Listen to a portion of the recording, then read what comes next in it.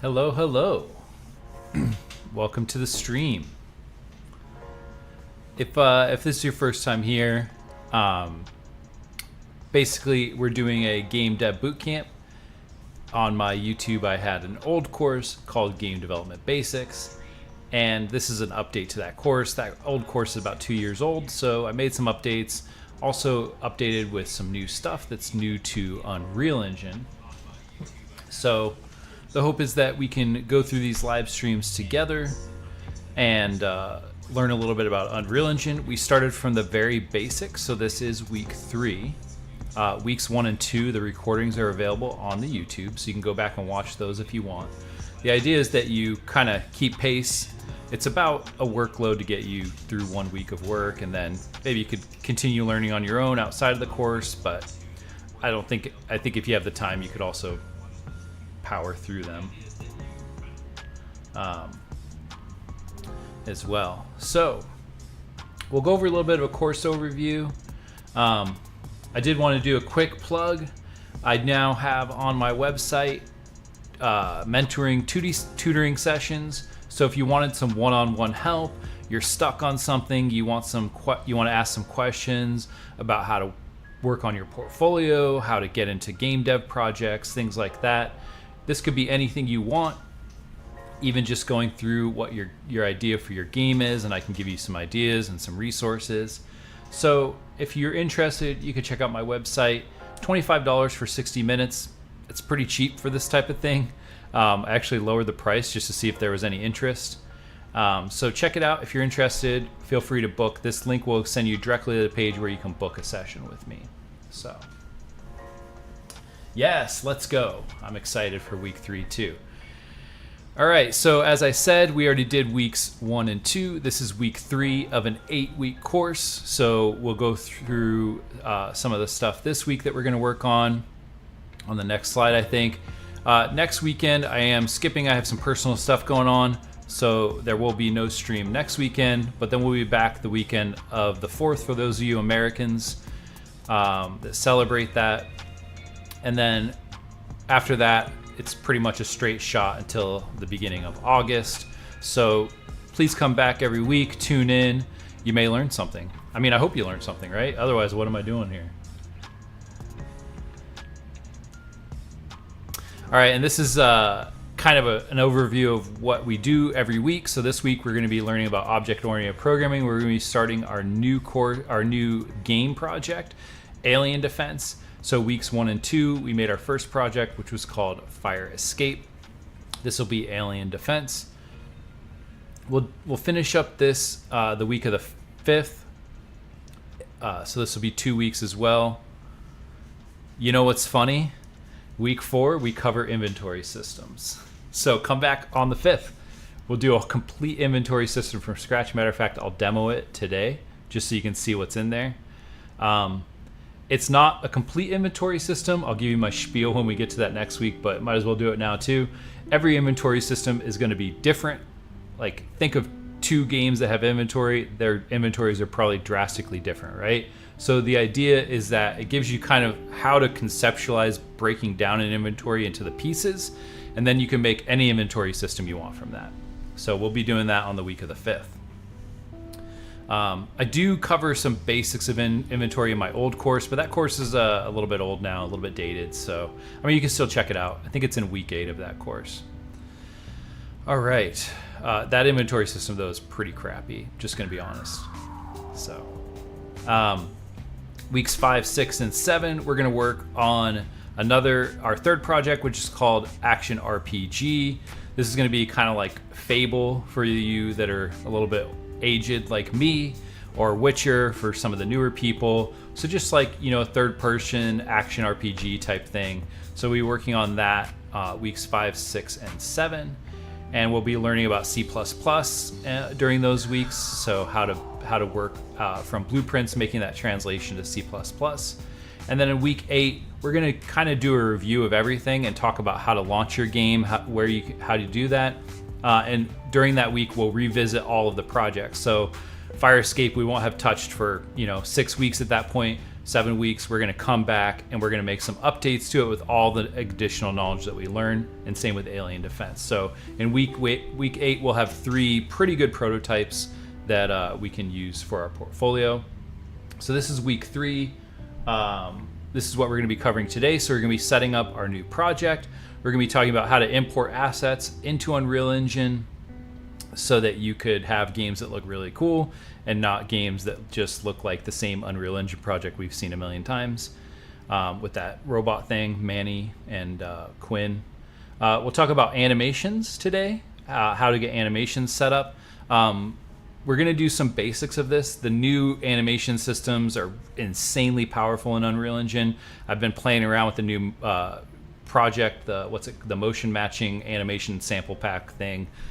Really, really cool stuff. Kind of showing the future of how animations are going to be built in game development to mimic real life movements. We're not going to get that in depth with animation, but we're going to build the foundation of that knowledge that then you can go on. If animation is something you're really interested in, it'll at least give you kind of the groundwork or a foundation to go and continue that learning. We're going to build a weapon system for this project. So this is a shooter project.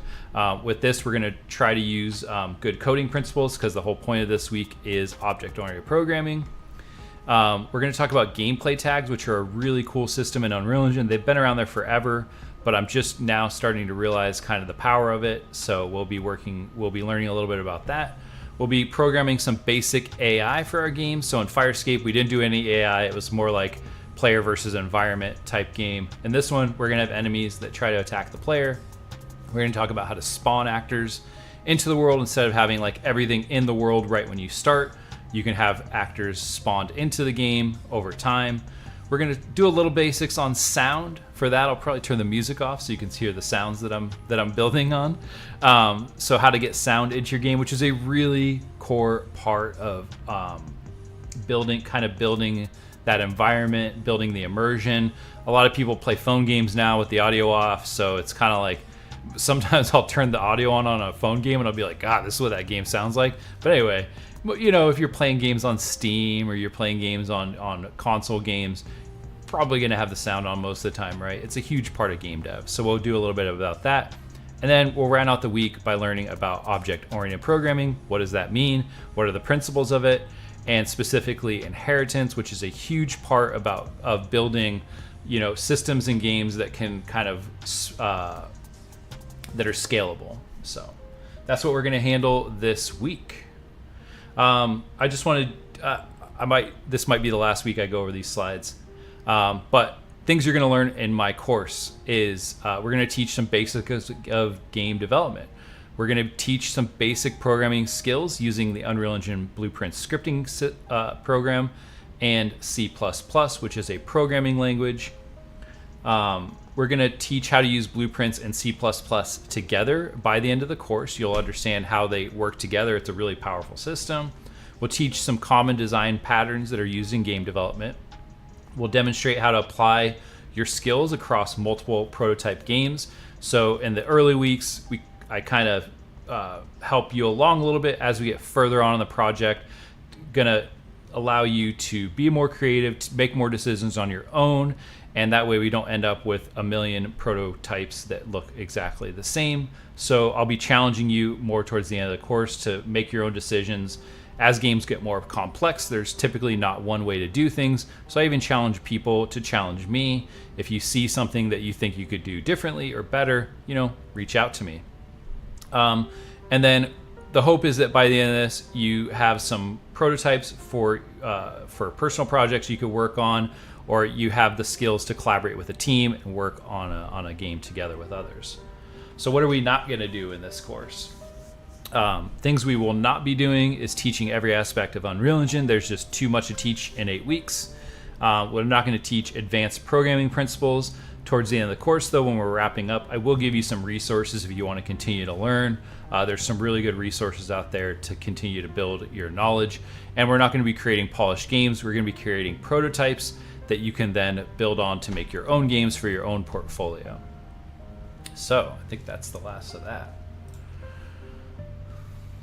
Let's go to the first lesson.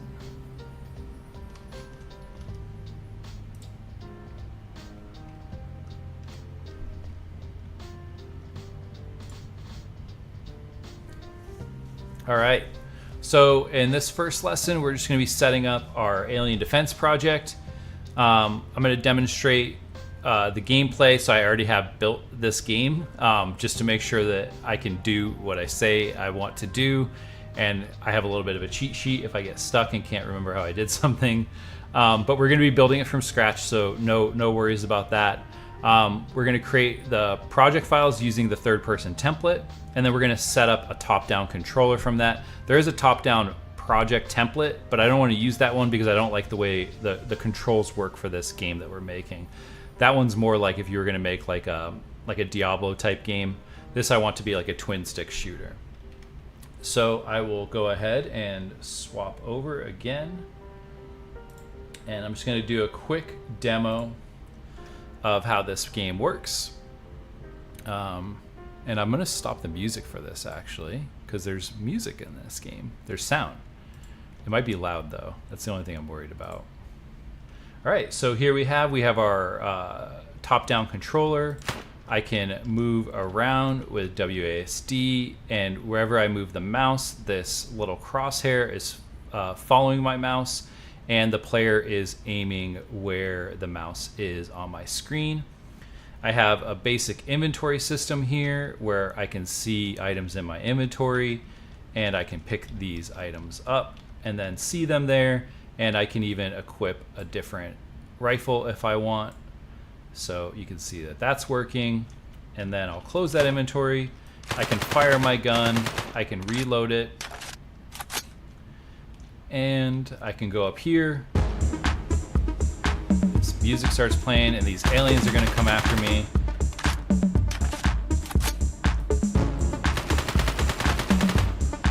And it's like a wave-based shooter, so there's gonna be like multiple waves of aliens. That wave's complete. The next wave will start. And you can have this go indefinitely. I did set up a system where like maybe you wanted to have like a defined amount of waves.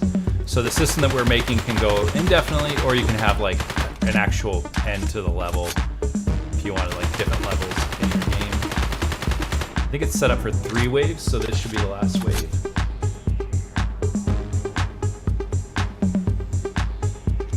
And one cool thing about this AI, like if I go up this ramp, they will follow me up here.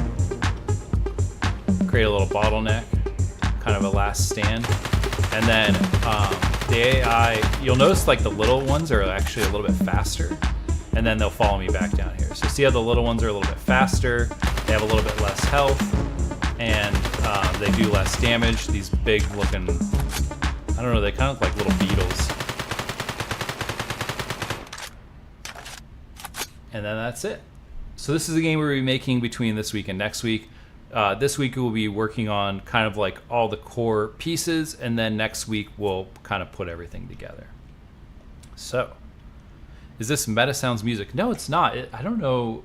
I found it. I'll go over it when we get in that lesson, but it's a website called freesound, freesound.org. I haven't messed with the Meta Sounds music. All right. So that's what we're going to do. So let's start. I'm going to move this over here. If I need to reference it, I have it.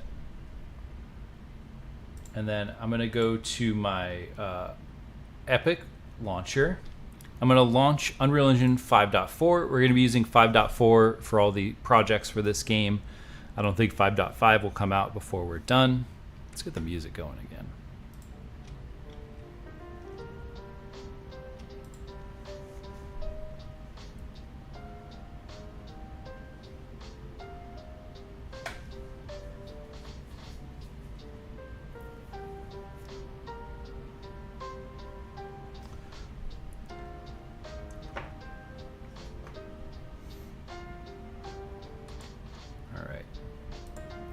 And here we go. We got our Epic launcher up. We're going to go to the Games tab, and I'm going to select the third-person template.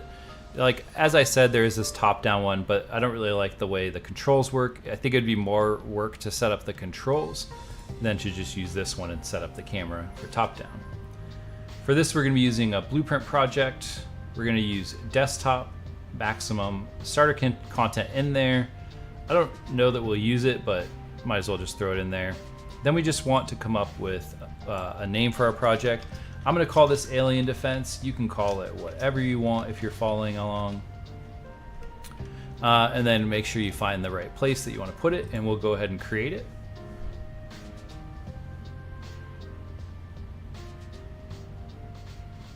Yeah, that's interesting. Before I learned game dev, I did a lot of audio producing. When I was younger, I played in bands and stuff, and as you get old, that stuff's a little bit harder to handle. So my new hobby is game dev, but I still have a special place in my heart for audio production. Matter of fact, the reload sound that I used, I wanted it to kind of match the animation a little bit better, but I found a sound that was like someone reloading a gun, but it was like too slow between when they like put the magazine in and when they rack back the what do you call that thing? Anyway, so I actually like trimmed it down a little bit. All right, here we are in our third-person project, and when we press play, we can see we have this.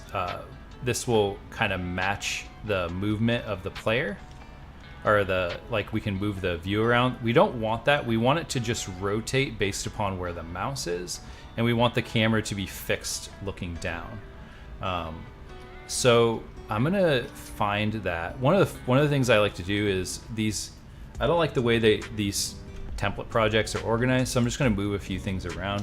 I'm going to create a blueprints folder, and then in this third person folder there's these blueprints. I'm going to grab both of those and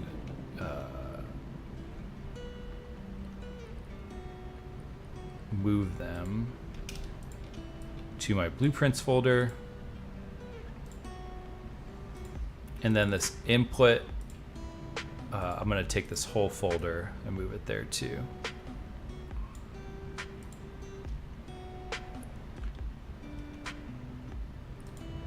And now I have all that stuff in here. That's just the way I like it. You don't have to do that. I'm also going to rename the third-person character to BP. Oh, actually, we want to make our own character for this. No, let's use this one. BP. I like to call it player character for a third-person game or a single-player game. Yeah, it's third-person character, but the game's always going to be third-person. And I'm going to call this game mode BP Alien Defense game mode. Maybe not like super important, but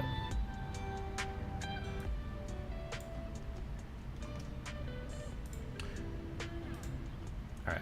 Oop.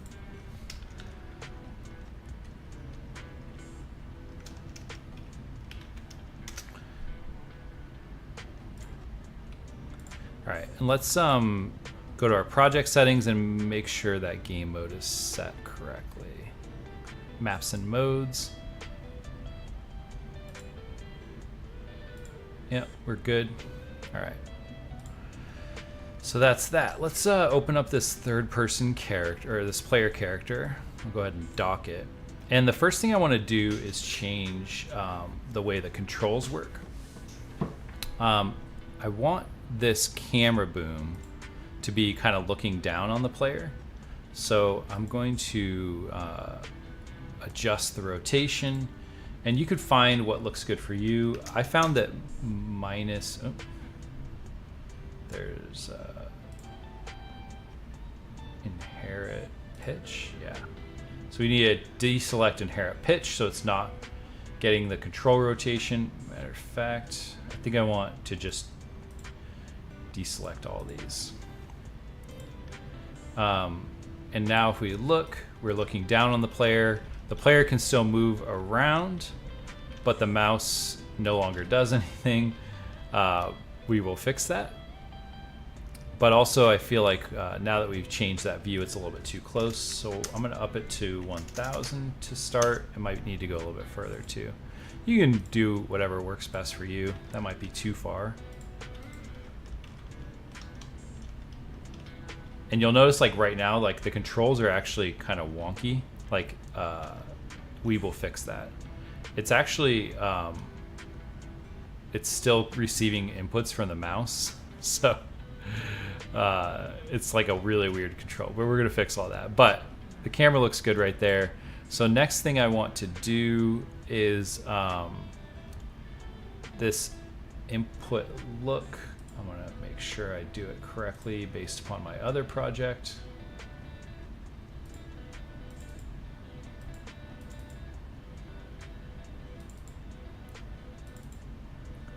Because I think the move we don't touch, but the look we do.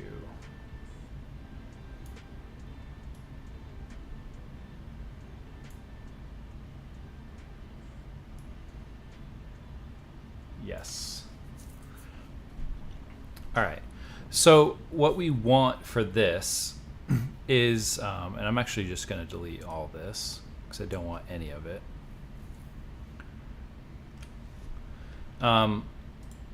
What we want is we want an input that if I'm moving my mouse right around, we want the player's rotation to kind of follow wherever the mouse is, and this is how we'll get that shooter to work. And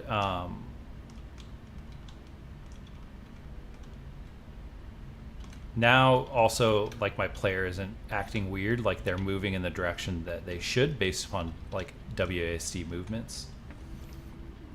So to do this like mouse movement, we need to be constantly watching the location of the mouse. So we're actually going to use the tick function.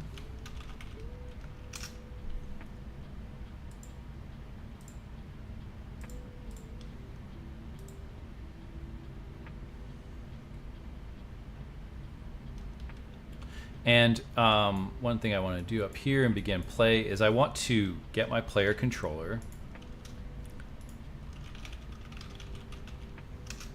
And I want to set show the mouse cursor so I can see it when I'm playing. We're going to set that to true. And this way, like while we're playing, we're still going to be able to see it, because otherwise it will disappear. So now I can see the mouse cursor even when I'm like playing the game. The next thing we want to do, let's go back to our tick here. I want to get the player controller again.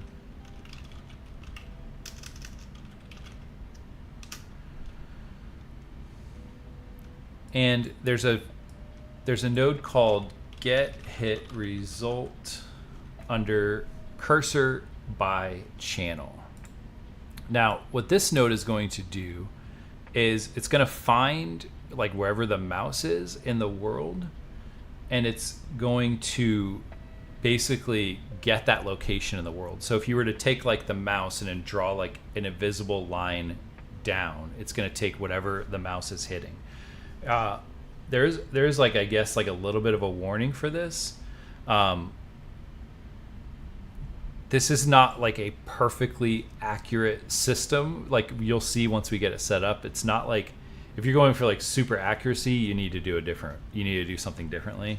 But basically, yeah, this is a pretty good system for doing this. And then this hit result, we can break it. Remember, we learned a little bit about structs before, but this is just a struct, and it's a hit result. So it's basically saying like, what did the mouse hit? And then it provides all this information from it. And we want to get the location of the hit result. And we're going to use a node called find look at rotation. And I'll just go ahead and collapse this back down. And this is going to be the target rotation. So find look at rotation takes two inputs. It takes two vector inputs, specifically location inputs. And it will find the rotation from the starting vector to the ending vector. So if like you were to draw a line between those 2 points in space, what is the rotation that I need to look at that, like between those two things? And for the starting location, we actually want the player, which is what we're in right now. So we can say root component, and then we can say get world location to get the location of our player, and that will be the starting location. All right. If there's questions, feel free to ask. Otherwise, I'm going to keep moving. And we don't want to completely rotate the player. What we want to do is we want to rotate like what direction they're facing. So we can actually split this pin, and we can get just the yaw. So if you're talking like, let me find something. Let's pretend that this Xbox controller is a spaceship. Okay, I want to make sure you guys can see my spaceship. So we're flying this spaceship through space. So roll would be rotation, like do a barrel roll, right? Pitch would be like, do we want to go up or do we want to go down? And then yaw would be like rotating the ship like this, right? So yeah, that's what those three mean, if you didn't know. So we want to get just the yaw input, and we want to get this root component again. I can do Control D to make a copy of a node. Like you can do that with any node. You can even do it with groups of nodes. Control D, duplicate. And of this root component, we want to set world rotation. All right. And then we can also break this pin and just do Z to Z. And these other ones can stay 0, so we can plug this in here. And now, if I did everything correctly, the player is now rotating to follow the mouse. And wherever I rotate the mouse, they're going to follow. But look at this. This is like kind of weird, right? They're not moving in the right, like their movement doesn't match, right? They're doing like a little moonwalk here. So for that, we need to actually set some animation, which is the next lesson. But the lesson after that, or the lesson before that, which is the next lesson, is going to be how to get some assets into our game, right? Oh, my mouse cursor is not visible on stream. Oh, I think that's a setting, right? Cursor, mouse, cursor, show mouse cursor. Where are you?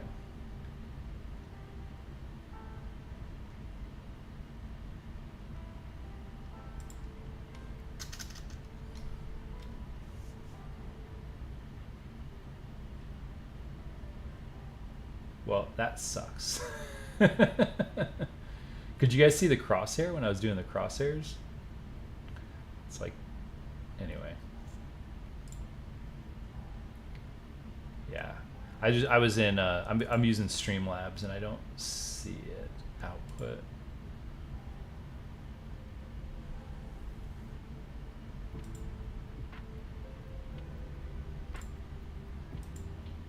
It might be like the way capture cursor. I did it. All right. You guys see that now? Yep. Looks like you can. Cool. I'm learning all the tricks to being a decent streamer. Right click. Yep. Thank you.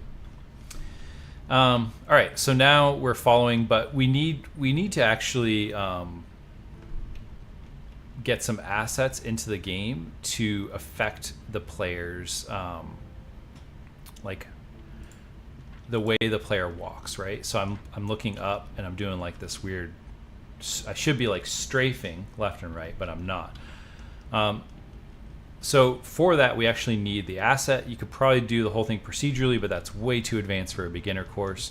So I'm just going to save all. And we're going to go to the next lesson.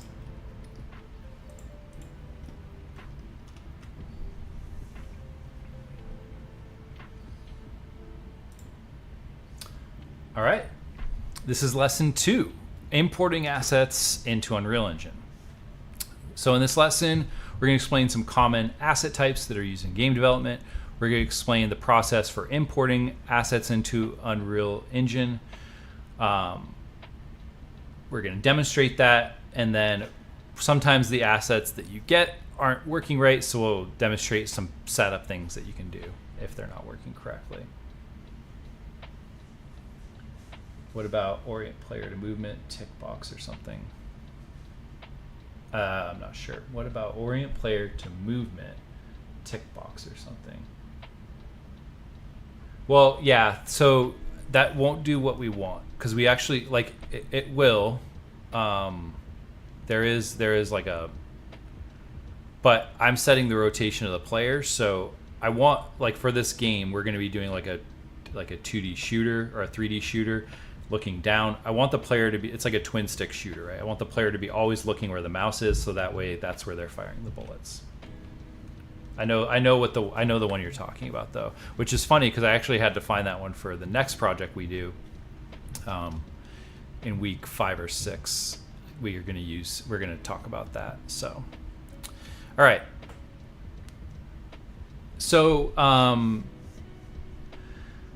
hopefully most of you understand, like, we want our game to look good, right? Like, Unreal gives us some assets that we can use to get started prototyping our game, but eventually we want our game to look unique. We want our game to, you know, have a certain aesthetic to it, maybe something that we've already kind of been dreaming up. So at some point, we're going to need some assets to make our game our own. And these assets typically come, like, most of them are going to be 3D or 2D, depending on what type of game you're making. There's also sound, But there's like other ones too, like fonts, videos, all kinds of stuff that you can put into your game. So these are the things that are going to make our game kind of stand out from the crowd. Good looking games get more attention, at least in the beginning, until if people realize that your game is not fun. But you want to start by grabbing someone's attention, right? So typically when we talk about 3D assets, we're talking about FBX files. These are typically the most commonly used 3D format for game dev, especially Unreal Engine. A lot of times FBX files will also, if your character like needs to be animated, they can contain the animations as well. So it's a really powerful thing. There's also OBJ, which can be used. I've used OBJs in a pinch, but most of the time you're going to want an FBX file. And most 3D development softwares provide things in an FBX file. So most of the time you're already going to have this. And even if you can't get the FBX, you can usually find a file converter that'll do it for you. When we talk about 2D assets, PNG is the most commonly used 2D format. There are other things as well. TGA, I've known people to use. But the big things that you want to make sure is that it's not compressed. So compressing means like it's making the file smaller, but you lose detail with that. And then also that there's an alpha channel, which is like the invisibility channel, so that you can mask out parts of the asset that you don't want to be seen. PNG and TGA are good for this. JPEG is another type, but I'm not 100% sure JPEGs have an alpha channel, but they can be used, especially if you're not worried about compression. Like if there's small things that you're going to have in your game, maybe you don't care that much, right? For sound, WAV files are the best sound quality. This is uncompressed, like pure audio. So if you're getting sound files, you typically want to look for a WAV file. That being said, if there's others out there, MP3 being a big one. I can't think of any others on the top of my head because usually I just look for a WAV file. So that's sound. And then, like I said, other things, fonts is another one. There's a lot of websites out there like Google Fonts. You can get like a million different fonts from Google's, so you can usually find one that looks pretty good. My only problem with Google is you can't like search by a type of font. Like if I wanted like a sci-fi font, you can't really type that in. You have to like Google it, and then sometimes it'll take you to Google Fonts. But yeah, there's also like free fonts. There's like 3001 Free Fonts is the website that I use often. Like if you just type free fonts, one thing you want to be aware of with any asset. If you're downloading an asset from somewhere, so if you make the asset yourself, no one cares, right? You own the license to it. But if you're downloading an asset from somewhere, and this includes all of these, make sure you have the rights to use that asset for your game. Make sure you have a license for it. Make sure there's an agreement between you and the vendor. This is typically like a lot of websites that sell assets. It'll be on there like what the license is restricted to. So just make sure you review that you're not like taking pirated assets and then putting them in your game, because I think you're probably going to get yourself into some rough shape.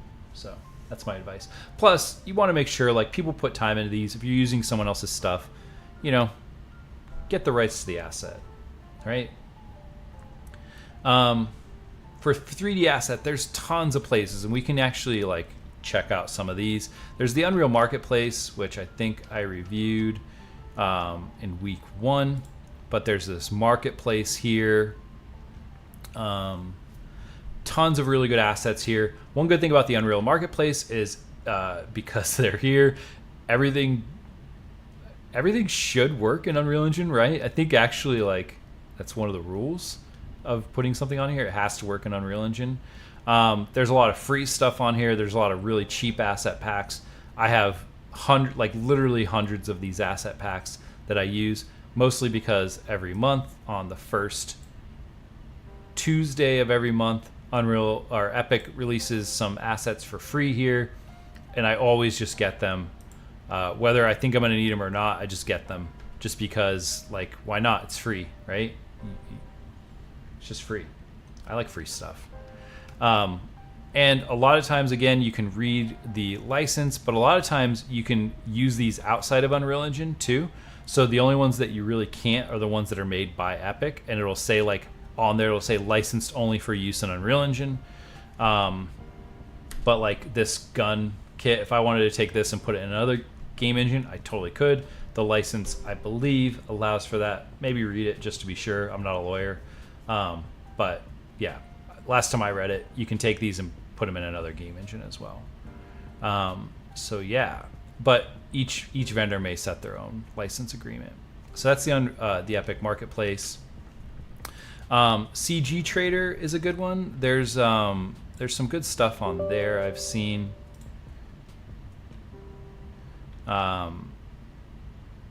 Usually if I'm looking for something, I'll go to all of these websites and kind of browse around before I kind of commit to something. CG Trader. So yeah, you know, there's some good stuff on here. You can find some models. This one, like, they've got some good stuff, and some of them, like the price ranges are pretty wild. But this one, like, you can click free, and you can find all these are free assets that you could download if you wanted for your game.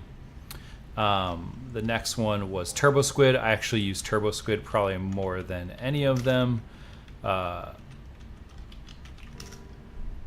This one's got some really good stuff. I'm not actually going to click on this because there's some not safe for stream content on here. But Turbo Squid's a really good one that you can use as well. Sketchfab is another one. This one I don't use as much, but I still will browse it every once in a while just to see what's on there.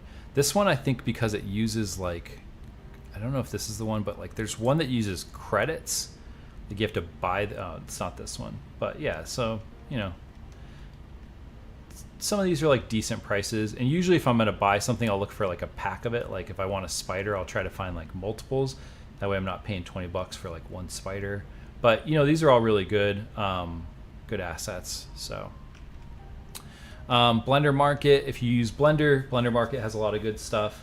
Someone in the comments said Humble Bundle. That's actually, I've bought so many Humble Bundles that I actually never use, but it's a great place. They have like they do like charity events, so I subscribe to the Humble Bundle newsletter, and then they send you things like, hey, there's like 3,000 Unreal Engine asset packs for $20, and the money goes to charity or something like that.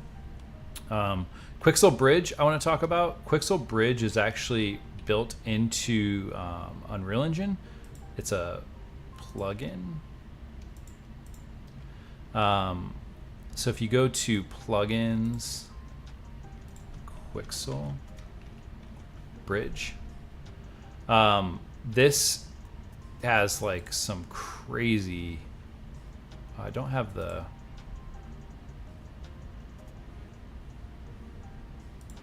but these are like super high quality assets. Like, where is it?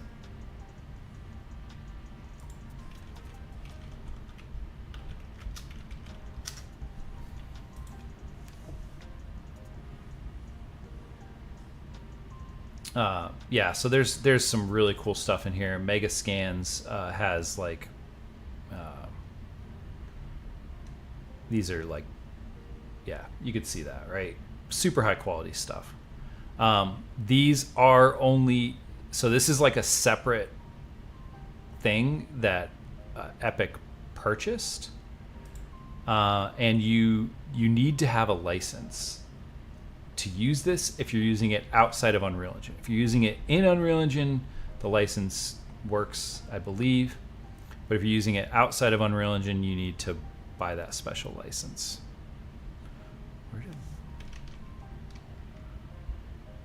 Oh, I must have ended my...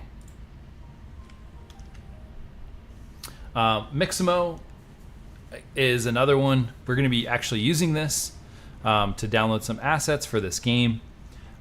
This is owned by Adobe.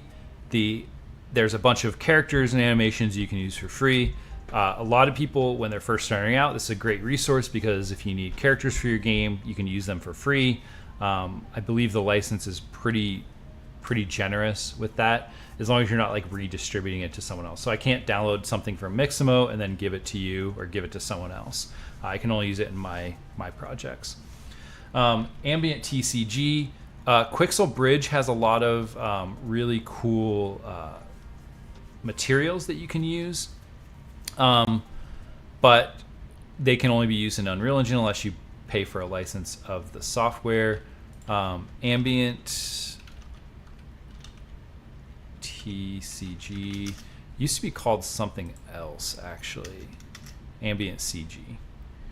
It used to be called something else and they changed it, but there's tons of like materials that you can use. So if you're doing 3D modeling and you want to have like a brick texture on something, or you're making like a forest and you want like a forest floor, hardwood floors, grass, moss, like a little bit of everything in here.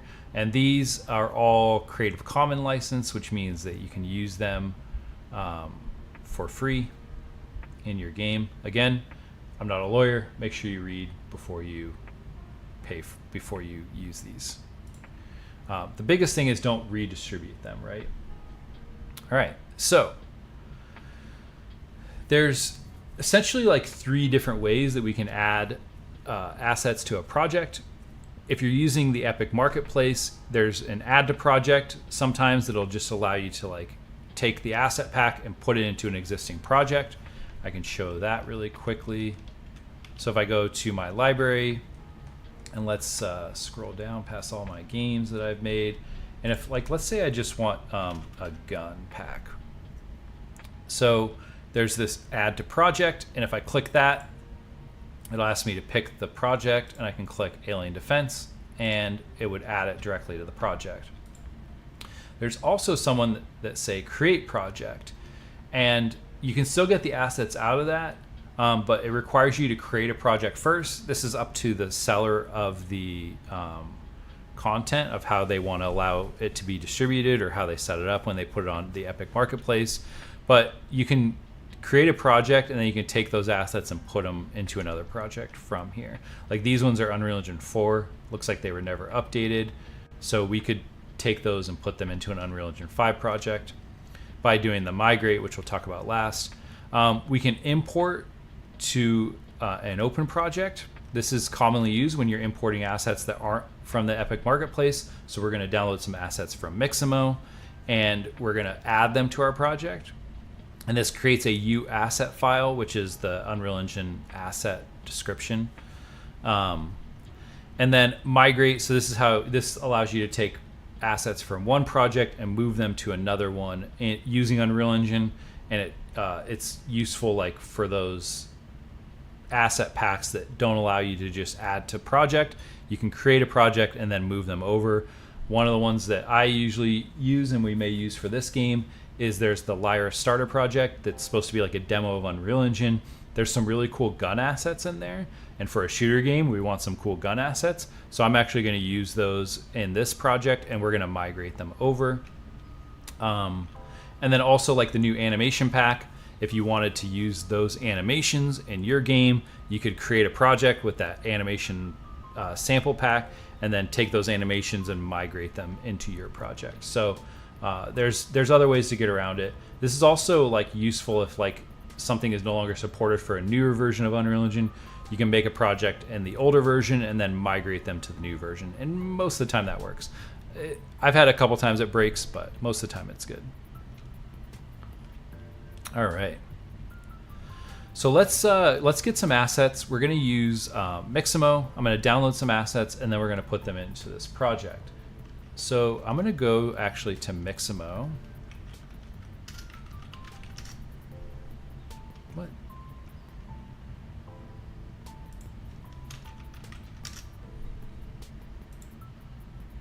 Wouldn't that be funny if the website's down when I'm trying to stream how to set it up?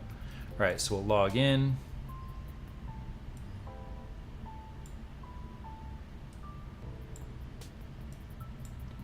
Why yeah, I just want to do this.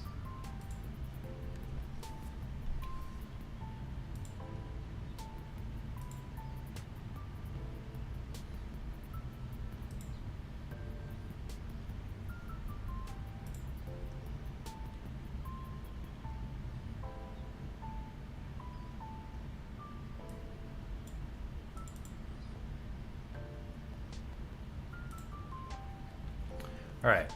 So when you log into Mixamo, there's two basic things. There's up here, there's characters and there's animations. So for your game, you can select a different character. I'm going to use this one is the one that I had in the demo.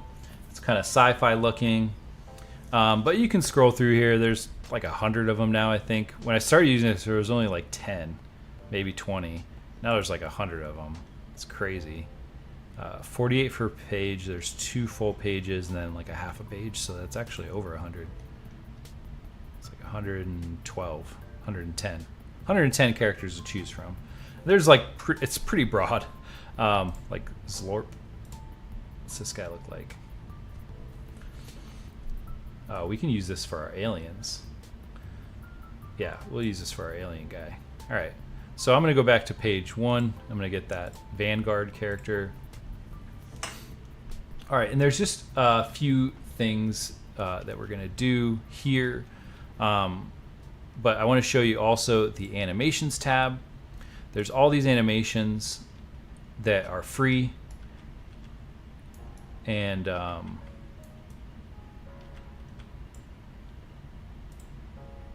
you can see they work with all of the characters.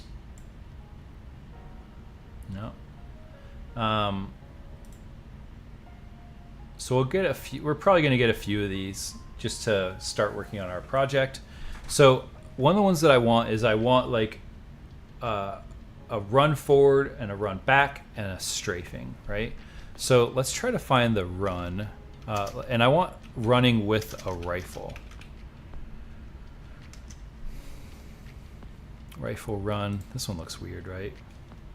Also, we want to click this in place so we can like we don't have to follow them around the map. That one's fine, probably, I guess. Is that the one we're using? I think that is the one we're using. All right, so there's that one.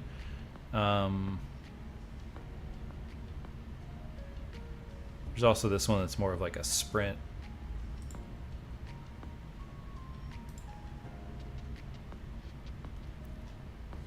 All right, so we're going to start with this one. I'm going to select in place, and then we're going to download this. And I'm going to select download, and it gives you some options. See here we got FBX, which is the option we want to use. There's a few that you can use. I'm just going to use FBX. You can set a frame rate. Usually 30 is good enough. If you wanted to like make a small mobile game, you might want to go with 24. If you're making like a hyper realistic game, you might want 60. I usually just go with 30. It's usually fine. And then it gives you this option with skin or without skin. So what this means is, do we want the character and the animation, or do we want just the animation? So for right now, we don't have the character, so I'm going to do with skin. But all the other animations that we get, we're going to do without skin because we only need the character once. And then keyframe reduction, we're just going to leave that. This is if you needed to like even trim it down more, I think. So, and we're gonna hit download.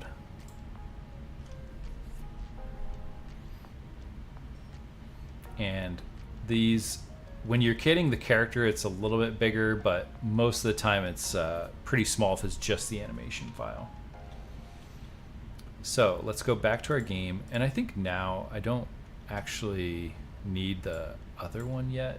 I'll open it again if I need it. I think for now I'm good. All right. So now we're going to talk about how to import assets. There's a few different ways you can do it. So when I'm downloading like Mixamo assets, typically I like to make like a third-party folder or a Mixamo folder. Here, I'll just call it Mixamo. and I'll make that in my content. And then in here, you can do it for a few different ways. There's import here. You can right click and select import. Or if you take your file browser, you can actually just grab it and drag it right in here. And then it's going to give you this options menu. So when we talk about skeletal mesh, we'll talk about this a little bit more in the animations lesson. But if you want something to be animated, you typically need a skeletal mesh. So because this is going to be a character, we're going to leave that clicked. We also want the mesh. So if you forgot to select without mesh and you don't want the mesh, you could deselect this here. And then skeleton, we'll see when in the animations lesson that we can select a skeleton that we already have in the game. Because we don't have our character in this, we're going to leave it as none right now. We want to select import animations because there is an animation that we have in this file. And the rest of these we can leave. Create new materials. So we do want new materials because it'll just set them up for us, and then we can automatically use our character. And I think that's all that we need. So I'm going to select import all, and it's going to upload everything. And you may get some errors. Oh, matter of fact, like every time I make something in Blender, I get an error. I don't know what it is, but we got some things here, right? So the first one I want to open is, yeah, it's preparing everything. So I'll go through kind of what all these are really quickly.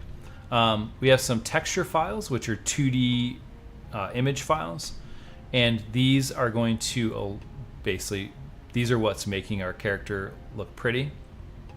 And there's a diffuse channel, a normal channel, and a specular channel. This is not a 3D modeling or texturing tutorial, but these are basically like 3 of the basic image files that you need. I don't know why we got 2 of them, but.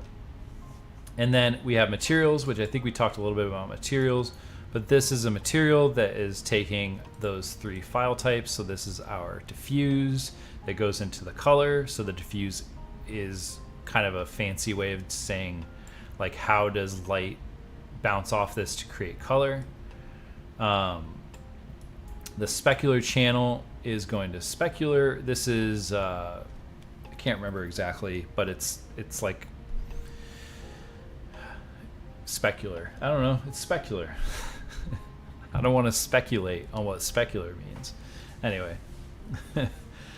roughness is how shiny or not shiny something is.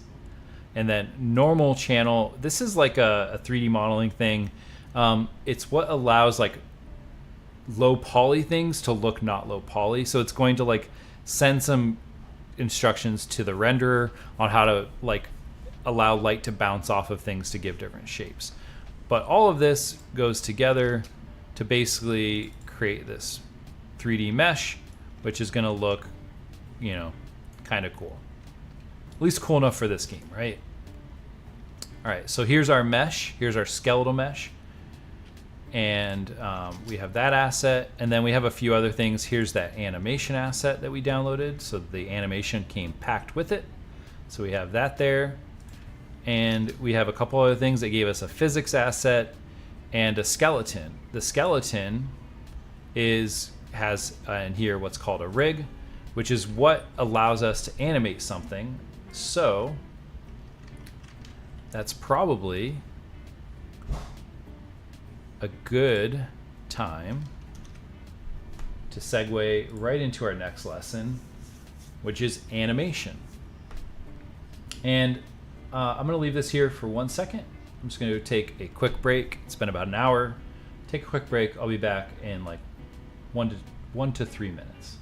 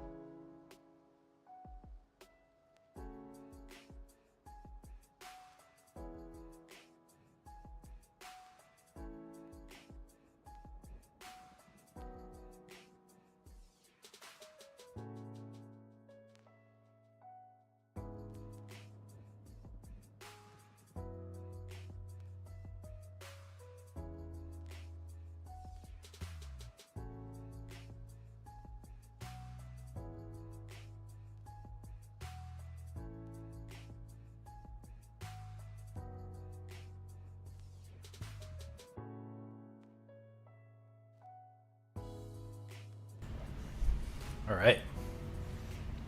I'm refreshed.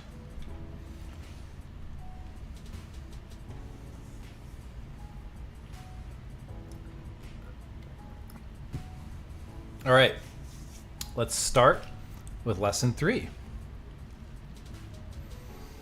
In this lesson, we're going to explain the fundamentals of animation, specifically for Unreal Engine. We're going to demonstrate the creation of an animation blueprint, which is a special type of blueprint used for animations. And then we're going to demonstrate creation of a state machine, which is part of the animation blueprint. So we've already talked about a few of these terms when we were talking about 3D models, but these are some of the basic assets that are used with animation. And this is for all game engines, honestly, that I've used anyway. So this isn't specific to Unreal Engine, but we will be talking about how to use them in Unreal Engine. Surprisingly, when I started learning Unity, the thing that was very interesting to me was how similar the animation systems were between the two. They were almost identical, honestly. So even though this is for an Unreal Engine, it should apply to other game engines as well. If you wanted to learn another game engine, you'd be, this is still going to help you. So the first term is a skeletal mesh. This is a 3D model, but it has what's called a rig, and it's actually almost like a skeleton. And what it does is it's a hierarchy of bones or points in space, and it gives the engine instructions on how to move the model, literally how to an instruction on if I rotate this bone, my hand should move with it, right? If I rotate my shoulder, my whole arm moves with it. So a rig basically is like a hierarchy of bones similar to our bodies that give instructions on how to move things kind of down the chain. An animation blueprint, specific to Unreal Engine, but again, other game engines have a very similar system. This controls animations of the model, so it's rules on when to switch between animation states and rules on how to blend between animations. So if I'm going from standing still to walking, I can set up a rule that says use an animation that looks like you're kind of pushing off, and then transition to the walking animation. The new motion matching system with the new animation pack does a lot of this. It does it in a way that I don't quite fully understand. It just came out a week ago, 2 weeks ago, maybe a week and a half ago. It's pretty cool. I played around in there for a couple days trying to figure out how to get it working, and it's pretty incredible. So definitely check it out if you haven't yet. But that's what your animation blueprint. It's just setting up rules on how to switch between animations. And then an animation sequence contains transform data for a single animation. So it's talking about when we were downloading that asset, it was how many frames do you want? We said 30 frames per second. So in that 1 second, it's going to break that second up into 30 pieces. And then at each point along time, as that second progresses, where should each bone be in relation to the other ones? So you can set up an animation sequence to make it look like the player's running or shooting a gun or jumping or whatever you want, right? An animation montage allows you to selectively play animations, and it can also be used to combine animations as well. So it's a different type of animation. We're going to use an animation montage for our reload animation.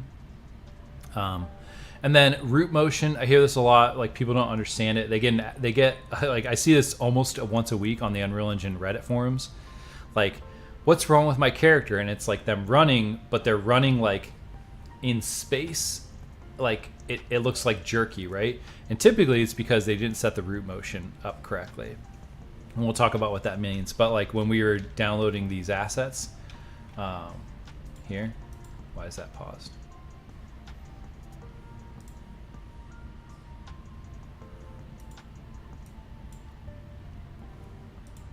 If we reload, just run, man. This one. So see how he's like running in space, and then I press in place. This is essentially setting up the root motion. Like I don't want the entire model to move. I just want it to like have the appearance of it, and then I will handle how the model moves. So that's root motion essentially. So it's like a root bone of the skeleton. This isn't real like for us. Like what is the root part of your body? I guess there isn't one, right? Because you kind of just move. But if you were to say, but like in 3D modeling or in game dev, it's typically like attached to like your pelvis bone, and then that is the place where where the skeleton kind of like expands from. So that's the root. I guess you could say your head maybe, because that's maybe the most important part. But in 3D modeling, it's usually like the pelvic bone around that area. So we're going to go ahead and we're going to create an animation blueprint, and I want to start using it for our character. So let's go back to our game, and here in our player character, I'm going to close these because we don't need those. No. And like currently we're using Quinn, but we can actually change out this model to our, what was it called? Vanguard?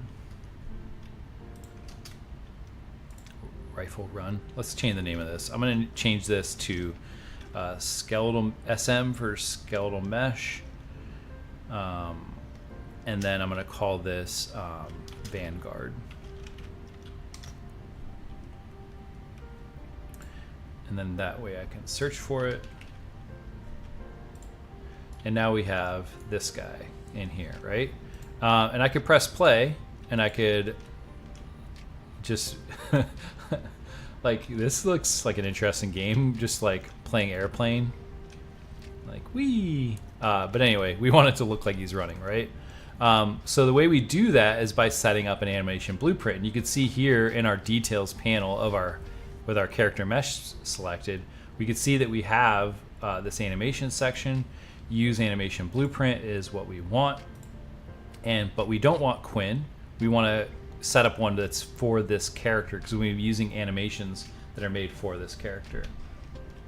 So we want to create an animation blueprint. So I'm going to go here to this blueprints folder. I actually think I'll just create a new folder called player, that way we can keep all the player related stuff in there. I'm going to move this here, and then I'll create my animation blueprint. So I'll go to blueprint class. I'll right click, and then under animation, you can see that there's an animation blueprint. And then it's going to ask me what skeleton should this animation blueprint be for. And we need, this is like kind of a critical point. I don't know if you can change this. Maybe you can, I don't know. But make sure you know the one, like ours is called Rifle Run Skeleton. If we wanted to be 100% confident, we could actually not do that. Go back to our Mixamo folder, and I can call this SK for skeleton and Vanguard.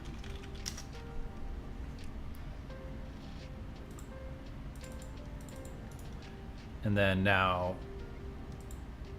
we can easily find that one here. And we'll select create.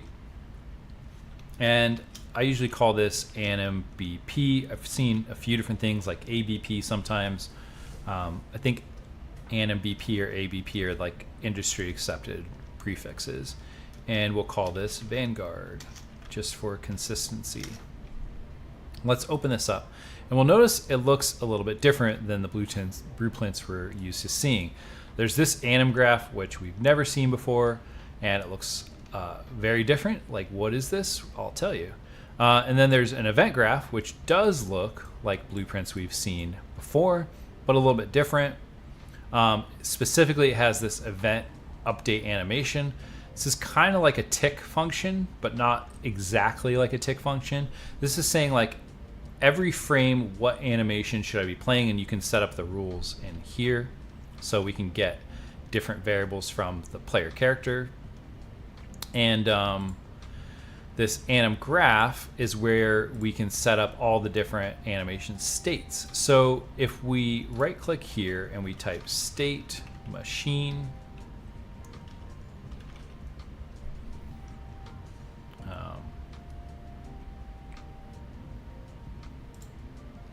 and it's going to create a new state machine, and I'm just going to call this state machine. So just so you know, you can have animations that have multiple state machines, in which case you would want to name them different things. For this is just a beginner tutorial. We're not going to go too deep into animation, so I'm just going to have one. And then notice that these pins, these are actually pins. They look the same, right? So we can just connect this up here, and this is all we need to do here. And we can click on this, and again, this looks like something we haven't seen before, right? But this is basically going to allow us to set up rules for all the different animation states that we have and how to transition between them. So I can drag off here, and I can say add state, and I'm going to call my first state idle, and then I can drag off again and create another state, and I'm going to call this state running, right? And notice now that we have an entry state that's pointing to this idle state, and then it's pointing to this running state, and there's this thing that says idle to running. This is a transition rule. So what are the rules for how to transition between idle to running? And we can also drag from running to idle and create a rule for how to transition back. But in order to demonstrate this, we actually are going to need two different animations. So I'm going to go back to my Mixamo page, and I want to find like an idle,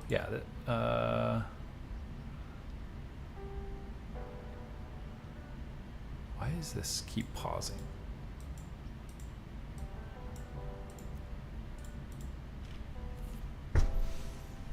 I've been learning to be uncomfortable with live streams because my first course was all pre-recorded, and I was able to edit out a lot of this stuff. Here we go. Rifle aiming idle. So he's just standing there, right? He is moving a little bit, like he's got a little bit of sway to him. But we want this one, and I'm going to download this. And for this one, I'm going to say without skin, and everything else will stay the same, so I'll download it.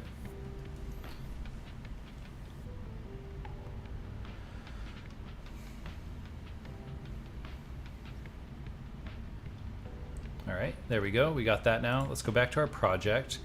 And I want to go to my Mixamo folder. And just to clean this up, there's going to be quite a few animations. I'm going to create a new folder called animations. That way we can keep all those together. And all this stuff, I don't want that in there either. So I'm going to call this folder materials. And move all this stuff in there just to keep this a little bit cleaner. And then this physics asset, I don't care about that one. We'll leave that one for now. We're just going to use these two mainly.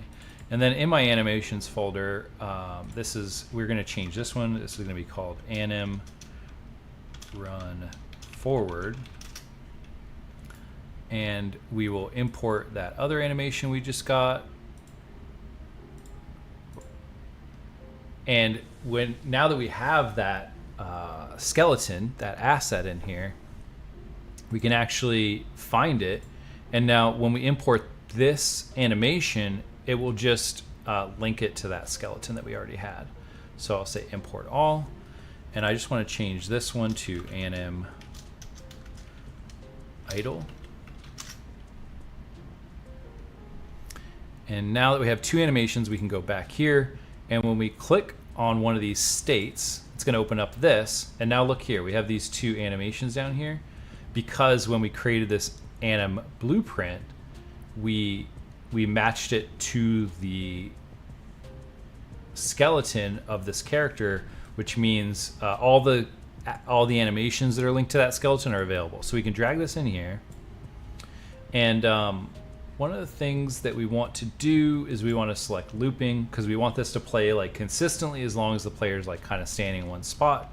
So now we have this idle state, And then we want to set up our running state, and we will do something else in a second for this, but for now we're just going to plug that in there. And the last thing we need to do is set up the rules for how to transition between these. So we want to go from idle to running when the player is moving, and we want to go from running to idle when the player stops moving. And we can do that in our animation blueprint. We can there's this try get pawn owner. So this is whatever actor is using this animation blueprint, whatever character, right? Or pawn or whatever. So we can drag off here. Actually, I think it has to be a character. We can drag off here and say get velocity, which is it's going to return a vector, right? A vector is like in this case is like what direction we are moving and what is the amplitude of that movement. So we can get the amplitude by saying get length, vector length, and this is going to return a float that is the speed of the character, and we can save this as a variable, so we can promote it to a variable called movement speed. And then on this animation update, we can do this, which means every time we update this animation, we're going to check for this speed, which we want because we want it to know whether the player has stopped moving.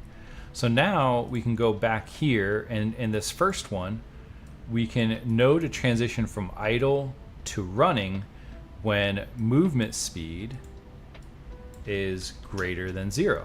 That means that the vector length is greater than 0, which means the player is moving, right? I mean, I'm not like a vector mathematician, but this works, right? The player is moving, the vector is greater than 0. We also need to set up the transition for how to go back to idle. So in here, we can take our movement speed again, and we can say is equal to 0, meaning the player has stopped moving. There's no more vector movement. And when we press play now, one more thing. We need to go back to our player character, and this anim class, we now need to change it to our Vanguard. So anim BP Vanguard, and look, even here, this character is already like kind of has that idle pose. So when we go to play now, we got the idle, and when we start to move, they will do that. Let's go to our running animation. We got to set this to looping.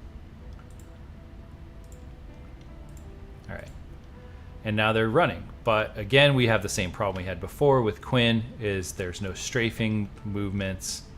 I'm always just using the same animation, but when I stop, I go back to idle, that's a success, right? So we've set up like a basic animation blueprint now. The next thing we want to do is we want to get the animations for running backward and strafing. So I'm going to go back to Mixamo, and I want to find rifle.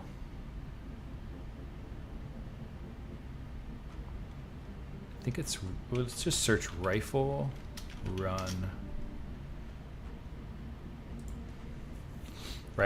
back. So that's one. Or rifle run. These look terrible.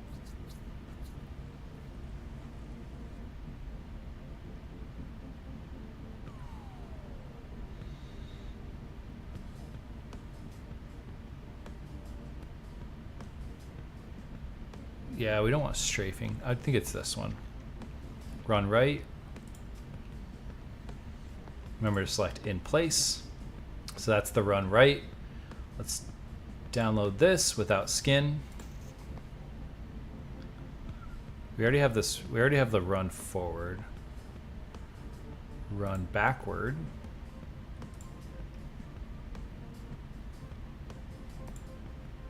Without skin. So we got right, back, we need left.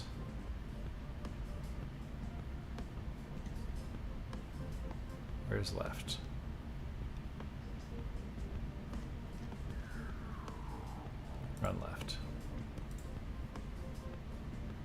download. All right, so now we got those. Let's go back to Unreal Engine. In animations, let's import all those. Run left, run back, run right. We're going to use our Vanguard skeleton. Import all. All right. Anim run left. Left.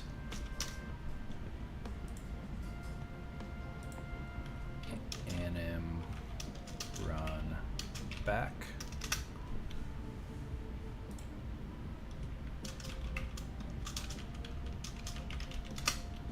All right.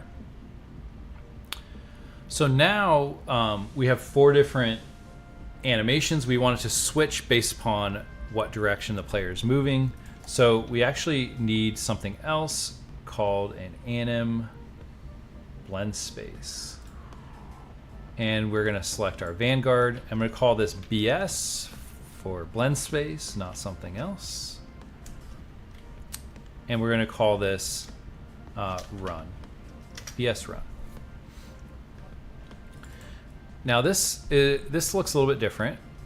What this is going to do is going to allow us to set up rules for taking some input variables and blending between animations based upon those variables. So for we have down here a graph that has an X and a Y axis. For the horizontal axis, I want to call this direction. And for the vertical axis, I want to call this speed. And speed is going to be a maximum value of whatever the player's movement speed is. Max walk speed is 500. So I'm going to set this to 500. And direction, there's different ways to do this. The way that I like to do it is to set it from -180 to 180. And this would be like gives now a 360 degrees around the player, with the middle being 0. So if the player is moving forward at full speed, that's going to be this point here. So we can actually take that run forward animation, and if I click it, I can see the direction. We want to set that to 0, and the speed is 500. And if we have 0 direction and 0 speed, that's going to be idle.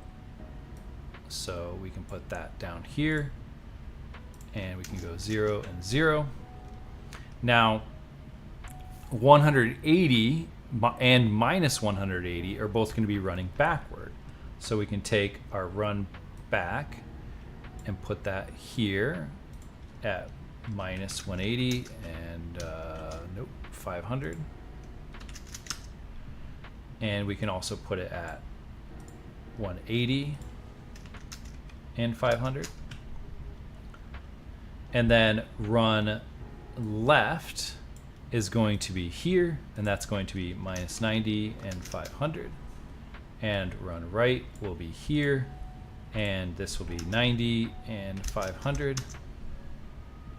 And what this is allowing us to do is whenever we start moving in any direction, it should allow us to transition between these. Now, there's one more thing I think we have to do, but I'm going to try this as it is first. So let's go back here, and we have this run forward animation. Let's instead plug in BS run, and we can delete this.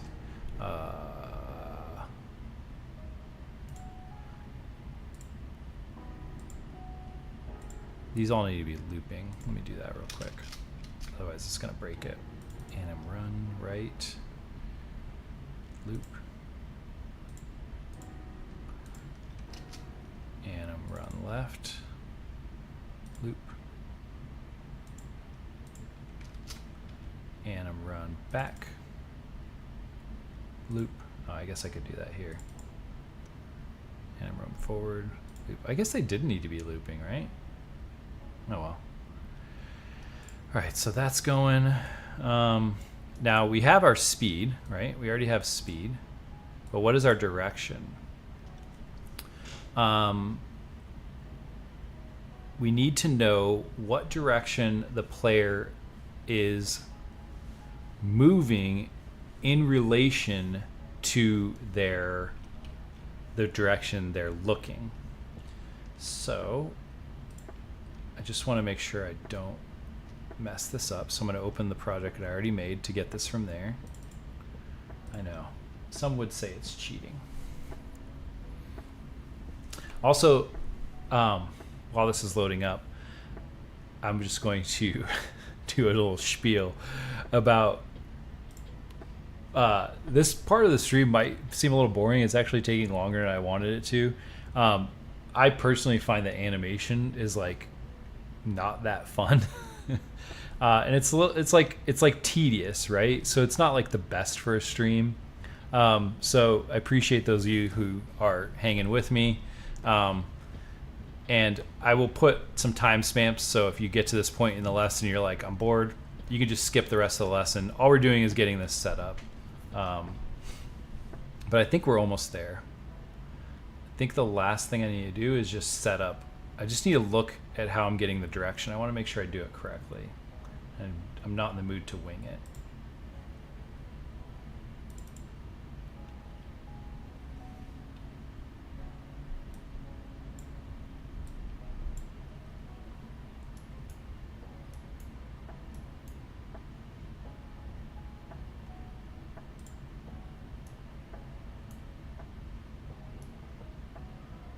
Okay, that's easy enough. All right, so back here, I want to create another variable that is a float.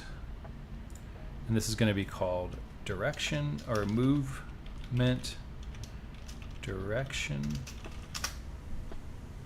And let's set this.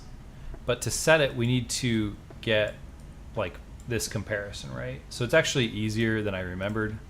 If I had fiddled around, I probably could have done it by memory, but it's not great for streaming, right? So we still want to do get velocity because we want to know what direction we're heading, but we also want to get actor rotation because we want to know what direction the player is looking, and then we can do a comparison between what direction we're heading and what direction we're looking. And there's actually a beautifully made for us function called calculate direction, which if we hover over it, it says returns degree of the angle between velocity and rotation forward vector. It'll be between minus 180 and 180. So it's perfect. It even says that useful for feeding directional blend spaces. Yeah, we know. That's why we did it. And then I can plug this in here. And then now this second input will just be get movement direction. And now if we did everything correctly, it should look somewhat natural. So we're strafing, we're running backward, and we're running forward. And so we have some movement of our player, which is what we wanted, right? So that's good. So that's the end of animation. I guess you shouldn't skip that because that last part was important. Oh my god. All right, I'm really good. I'm really streaming now. I'm doing this. God. All right. Let's go back because I was looking at myself. I think you guys were just looking at me. All right. Try get pawn owner will get the pawn that's in the animation. Get velocity. We'll get the velocity, get actor rotation, and then there's a calculate direction, which all of this I was talking, you guys were just looking at my bald head the whole time. This is going to give us a calculation, which we can set as movement direction. And now it looks normal. It looks like natural movement, right? There is like some weird things with these animations. Like if we move in the forward left strafe, the feet don't really look that good, and back right strafe don't look good. But like, I think you could just add some additional animations in there and that would fix it. But our player movement looks good now. No matter what direction we are looking, the feet are matching that direction.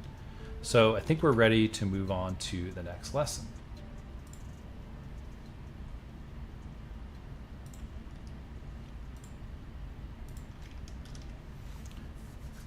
Which the player's moving. Now let's make them shoot the gun.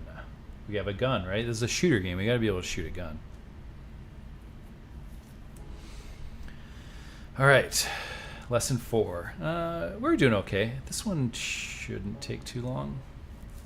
All right, so the objectives, we're going to create a weapon firing system, we're going to create a basic ammunition system, and then we're going to create a reloading function. And there's no slides, just straight into it. All right, so let's do it then. All right, so one of the things that I think is important, we're going to kind of build onto this with the rest of the lessons, but just to have a starting point, we're going to build like a very basic implementation of this, and then as we build more components of this game, we're going to refactor things. I didn't want to throw it all at you all at once because it's a pretty complex system that we make with the inventory.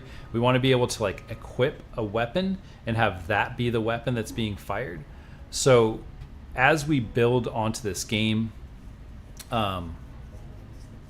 we will be doing that. But for right now, we're just going to do a quick implementation of just shooting the gun. So the first thing we need to do is set up some way to shoot the gun, right? So let's create a new input action, and I want this to be called shoot. So input action, IA shoot. And then we need to map that to a button. I'm going to use left mouse button. So I'm going to create a new mapping in my IMC and do shoot. And I'll be just real quick.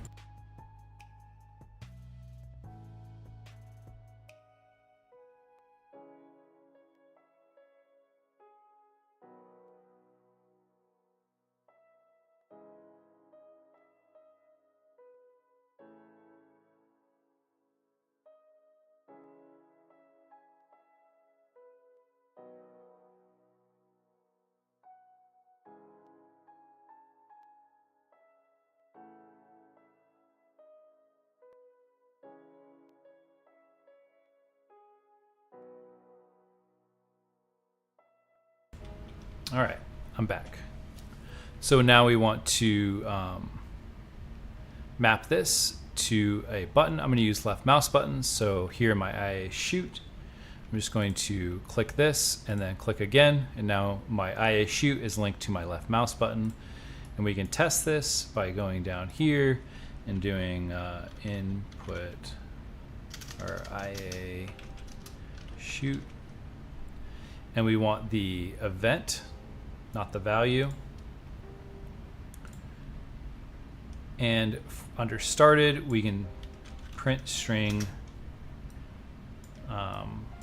firing.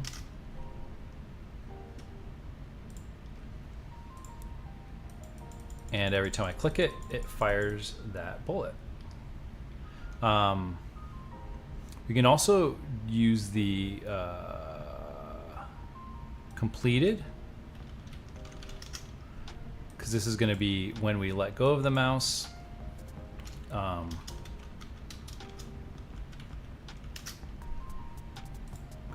So now when I click the mouse, firing, and when I release it, stop firing. So that's because we want this to be like an automatic gun, like a fully automatic rifle, right? So the next thing we want to do is set up a way to fire this gun. So I'm just going to pull off here. And if you remember,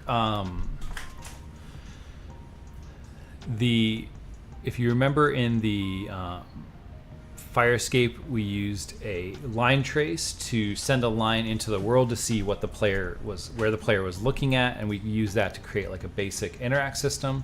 We can also use line traces to set up like a firing function. So I'm going to use line trace by channel. Now you could create a projectile for this and like send those projectiles into the world. But for a game like this, I think these line traces work just as well.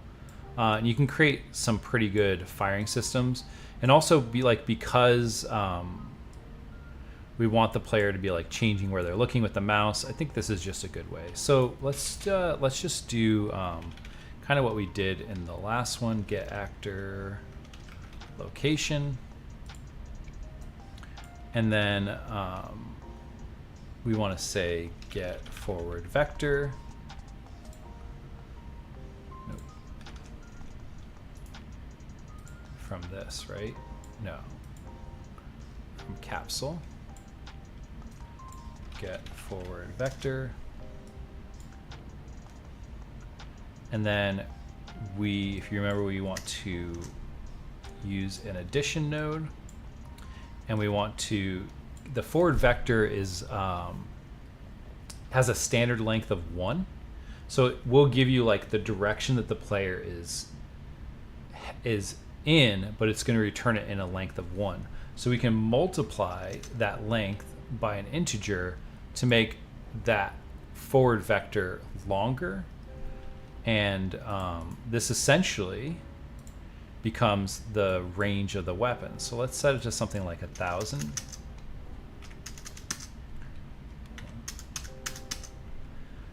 Compile, and then we can actually drag off this and promote it to a variable called weapon range.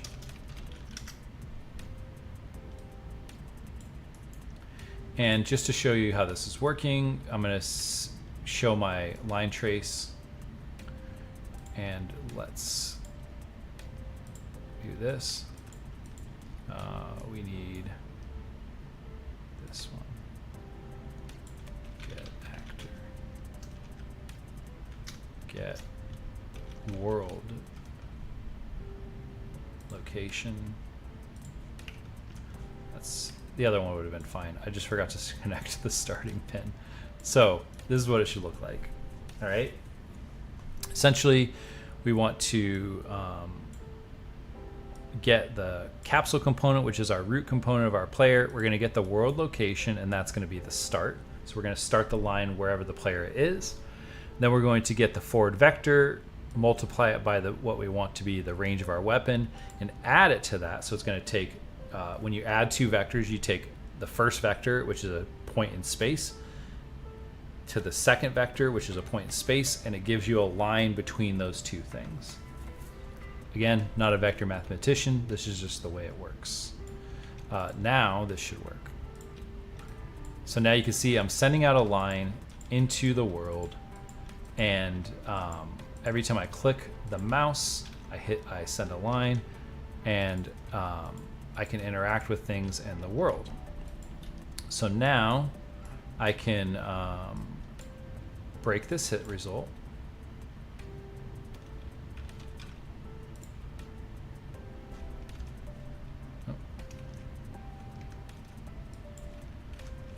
And I can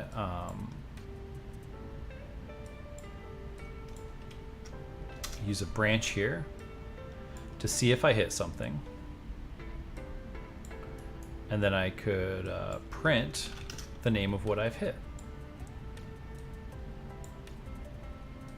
So let's do this and see what we get.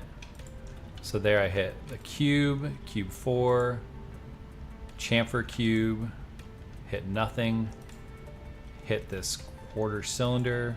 But you can see, like, essentially wherever my player is, wherever that mouse is pointing, that's where the line is hitting. And if we get like in one of these weird angles, I think like towards the 90, they get a little bit off. And this is because we're kind of dealing with some weird space here. We're looking down at the player at an 80-degree angle, and then we're directing the player toward the mouse, the direction. But because of that weird angle, like if we go down to like 70 or 60 degrees, this gets like less and less accurate. But it's mostly accurate, right? It's pretty close. Especially like over here. It's pretty much like wherever my mouse is, we're hitting. So It's good enough. All right, so then we can leave this as is right now. But what we want is we actually want like a rifle that fires automatically. So I can take all of this and I can collapse it to a function, and I can call this fire weapon. And then from my start pin, I can actually do a set timer by function name and call fire weapon. And I want this to be looping. And I want the time to be a small amount of time, like 1/20th of a second. So we could do that math, or we could use a divide node, and we can start with 1 and divide 1 by a number. Let's set it to 20, and this would be how many rounds per second. So this could essentially be a variable called fire rate. And now we will fire 20 rounds per second, but we also need the ability that when we stop firing, we're going to clear that timer. So when we let go of the mouse, so let's say clear timer by function name, and we'll call fire weapon. And now you can see that we're firing a fully automatic weapon into the world. We could just keep doing this forever, but that's not how guns work. Guns have ammunition, so let's set up an ammunition system next. And to do that, I'm going to set 2 variables on my player. And they're both going to be integers. I'm going to set current magazine. So this is going to be how many rounds are in the magazine at the moment, and this will be an integer, as I said. And then the second variable will be the magazine capacity.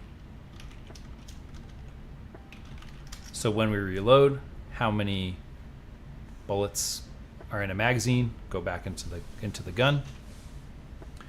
And one of the things I want to do is on my begin play up here, I want to set my current magazine to my magazine capacity, and that way we always start with a full magazine.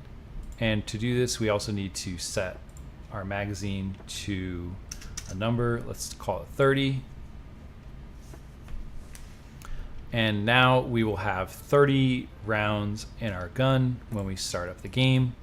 And we want to, every time we fire a bullet, we want to use one of those rounds. So let's go to our fire weapon. And we can create a branch. And we want to see, is current magazine greater than 0? You could set this to, because I guess this would be like a round in the chamber, right? You can set it to like greater or equal to 0. This is fine. So if the current magazine is greater than 0, we're going to fire. And we want to get our current magazine and minus minus will give us this decrement. Remember, a decrement node subtracts 1 and then sets it as the new value. So it essentially does this.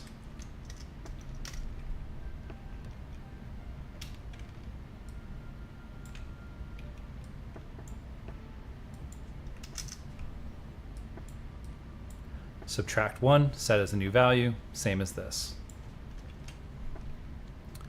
So what this will do is it's going to allow us to fire 30 rounds, and then it will be no more. So let's do a print string just so you can see this.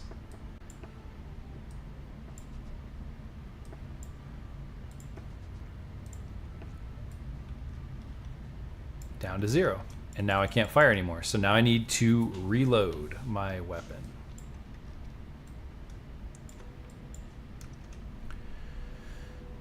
So that's the next portion. And we also want the player to be able to reload on their own. So we're going to do a couple different things. The first thing is I want to get a reload animation. Let's see if we can find one here. I know there's one somewhere. There we go. I don't want the running one though. I want the idle one.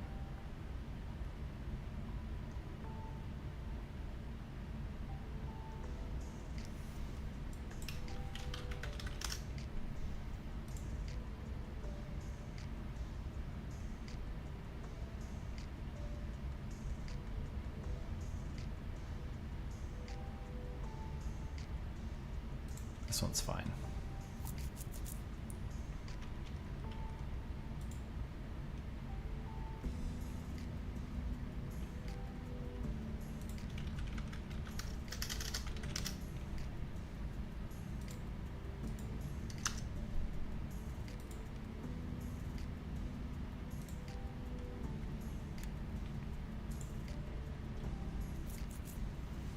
All right, this one's good. Without skin.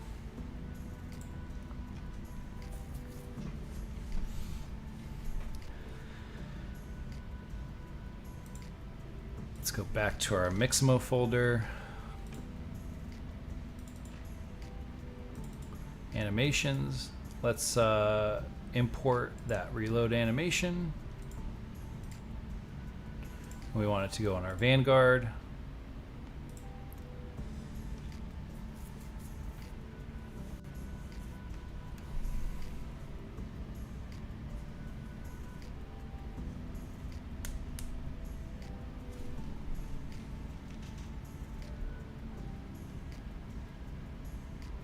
All right, let's rename this to anim reloading. And I'm going to demonstrate something different that we haven't done yet, but first let me set up a new input action for reloading.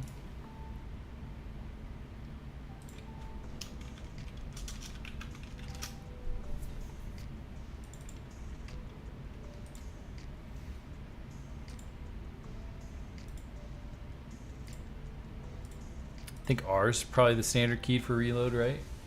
Most games, most shooters I've played, it's R. So we can close that. But one thing is, like, I want the player to be able to reload as they're running around. And if we just set up a state where they're running, like, if I play this animation, their feet are going to stop moving. I don't want to set up a situation where they can only reload while standing still. That's not fun for the player, right?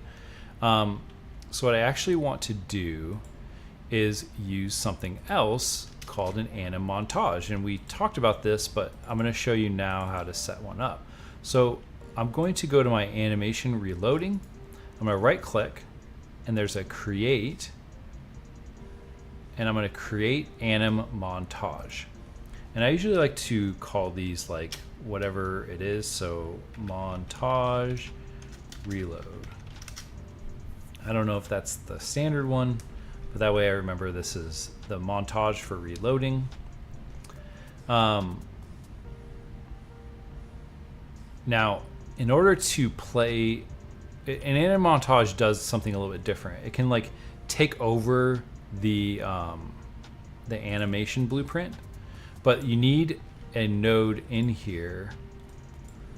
So if you type default, it's going to say montage slot.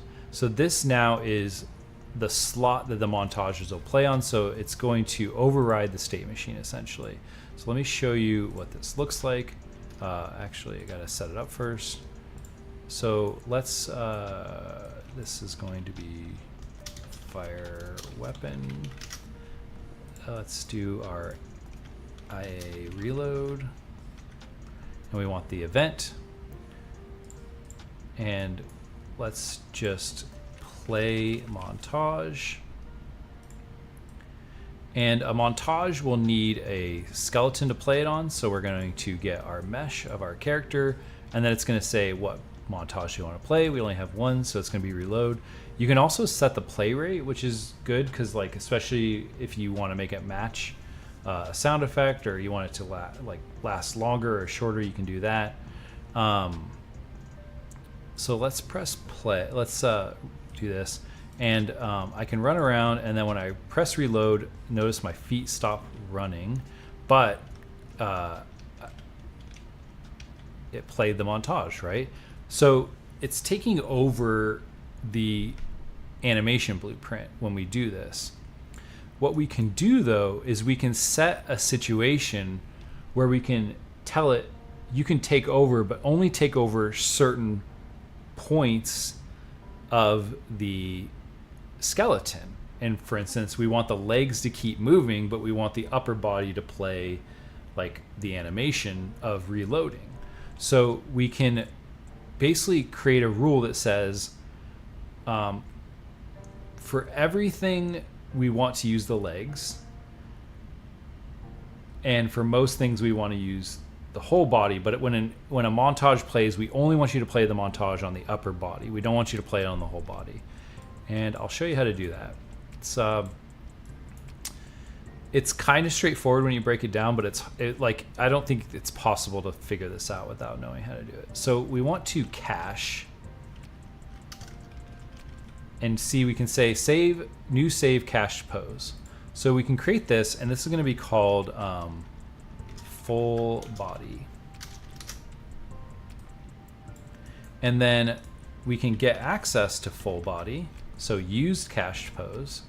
So now we're creating this state machine, and we're caching like whatever is in there as like an animation. And then we can hook up our montage here and then cache this again. And we'll call this upper body.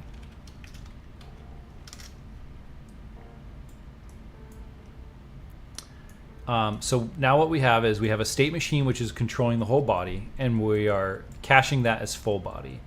And then we're using that full body, but we want to say, we want to override when a montage is played, this becomes a new state, and we want that to be cached as upper body. And then we can blend by bone.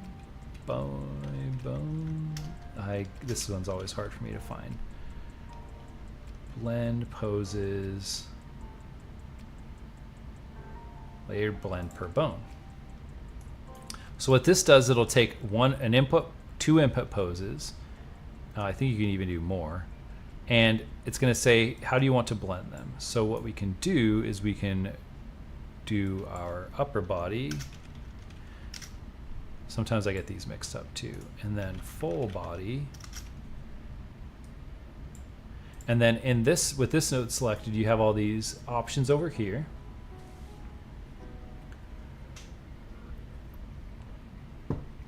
And if we drop this layer setup and then index, it says branch filters. So filter by what? We can add the plus to create one, and then bone name. So let's go to our player. Let's go to our skeletal mesh, and we can see our skeleton here, and we can find somewhere, I think like spine is near the root. So spine or spine 1 is probably good. Let's try spine first. So we can type in the name here, spine. Make sure it's case sensitive, so make sure you spell it correctly. Oh, you're welcome. You're welcome for my hard work. I really enjoy doing this, so I'm happy that people get something out of it, to be honest. Because otherwise it's just me in my basement talking to myself, right? All right, now this should, when we reload, we did it opposite, so we just need to switch these. I can never remember which one's the, Oh, base pose and blend pose. I guess if I had read them. Yeah, I try to like create like an actual curriculum so that as you go through it, you're putting tools in your toolbox. Like, it's not fun to just learn how to make one game, right? Because a tutorial is going to teach you how to do one thing. A course teaches you tools to use to create anything you want. So I try to create content that's more like, let's teach you a bunch of different skills that then you can apply to whatever game you want. But I still watch tutorials from time to time. Like, I remember what was one that I recently watched. I was trying to figure out how to create like a mini map, like on your UI, like a little mini map, like to see what was around you. Found a few tutorials and found one eventually that did what I wanted to. One of the problems also when you're a beginner, and I talked about this a lot, is when you're a beginner, it's really hard to discern good advice from bad advice. So you go on YouTube or somewhere and you find a tutorial and you have no idea, because you have no frame of reference, whether what they're teaching you is actually like something you should do. So if I know basically nothing about working on cars, if I wanted to fix something on my car, I could go on YouTube and I could watch a video and the guy might show me how to change a tire, and then now my tire falls off on the freeway, right? Like, there's no way to tell like what's good advice, and YouTube doesn't really control like what people post. Anyone can make a YouTube channel about anything. Like, that's like the point. So like, it's hard when you're starting to discern good advice from bad advice. My hope is that by watching my course and my tutorials, that I give you some skills to be able to start to discern a little bit. And I try really hard, like when I'm making these, I try to research industry standards. I read the Unreal documentation. I do a lot of research. I make prototypes of everything to make sure it's working first, so I don't give people bad advice. But yeah, that's my spiel. All right, let's reload now. And look, the feet still move, but I can play the reload animation. So that's all good. So that's how this works. Again, we're taking a state machine, which has two states, running and idle. We cache that as a full body. Then we take our full body cache, we put it into this default slot, which is what plays the anim montage. We then cache that as a new state called upper body. And then we can use this layered blend per bone to blend the full body and the upper body at spine, or spine 1 if you want, and that becomes the output pose. So we're just learning a few animation things, but you can see like this can get pretty complex very quickly. But what were we doing? We were setting up reloading, right? So we have a reload. One of the cool things too also is like this play montage has an on completed pin. So we can set it that it can only reload when the animation is complete, like when the player does that final movement, which is racking back the firing chamber thing, whatever it's called. I actually know a good amount about guns because I was in the Navy, but it was a while ago and I forgot all of it. But I do know like a rifle, you typically gotta like put a round in the chamber, right? That's the final step. All right. So now we actually need to reload the gun. We want to set the gun's ammunition back up to 30. I think just to help really quick, so that we can kind of keep track of what we're doing, I'm just going to create a HUD. Let's create a new folder called UI.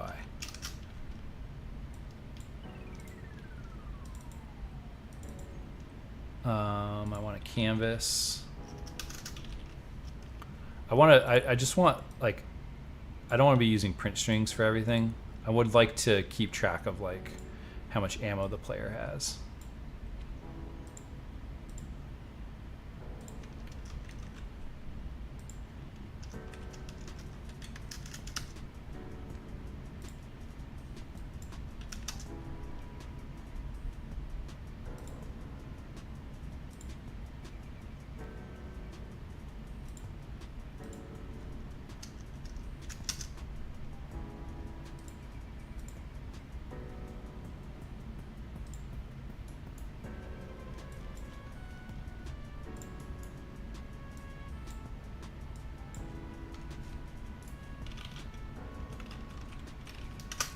We did all this in week 2, so or week 1 maybe even. But player character.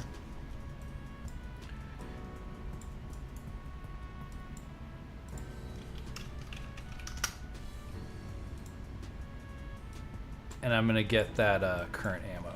Get current ammo magazine.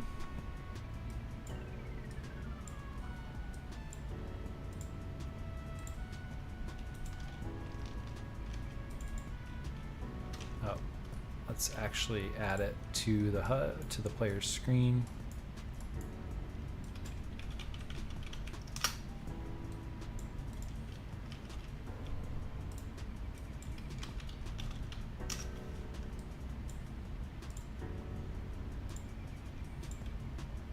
There we go. That shoots really fast too. I don't know if I want to shoot that fast. Where's my firing? Fire rate. Let's do 15.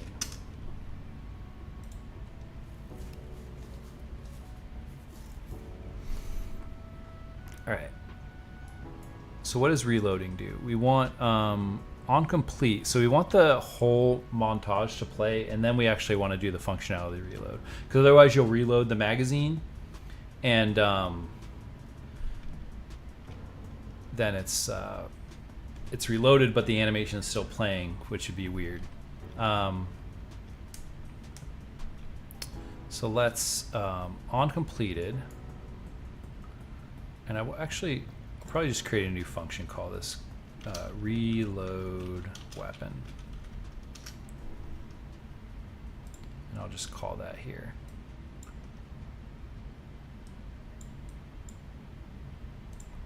All right, so what do we want to do? There's a little bit of math involved here, and I'm going to pull up my other project just so I get the math correct and don't look like an idiot trying to figure out how to do basic math on a stream.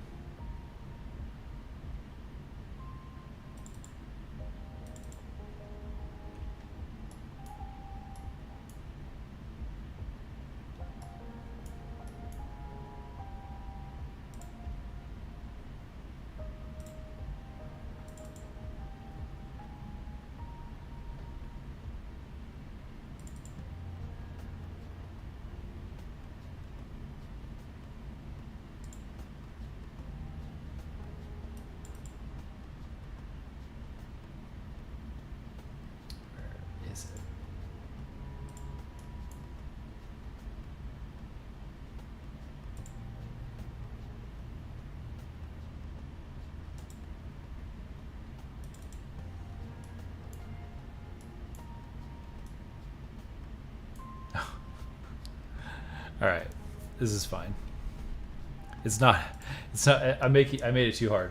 What I actually want to do is, like, later on we're gonna set up to where you have like a cache of ammo on you, and we'll do it there. But actually, this is pretty straightforward.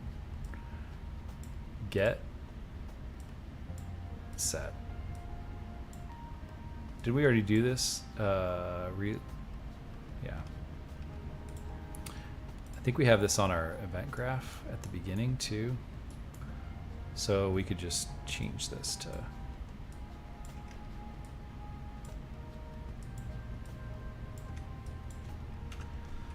when we set up the ammunition, it'll be a little bit more involved. I was making it too hard on myself. All right.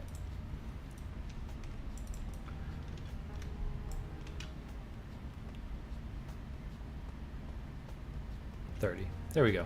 Cool. So that'll reload. So we can reload by pressing R.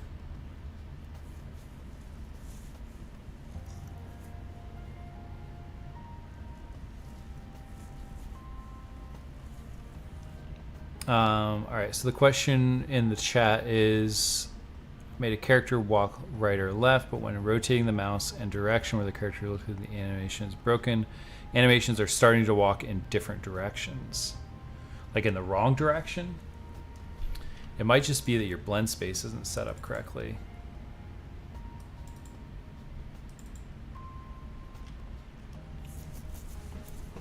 So here I have my horizontal axis on this graph is set to minus 180 and 180.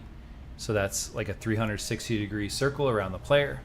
And then speed is from 0 to 500, which on the character movement is the max speed that they can walk. Now, I have 5 animations on here. I have idle, which is at 0 and 0. This is when the player is not moving. They have 0 speed. They have 0 direction, I guess. So they play the idle animation. At 0 and 500, so 0 on direction and 500, so they're moving at full speed forward. We're going to play run forward.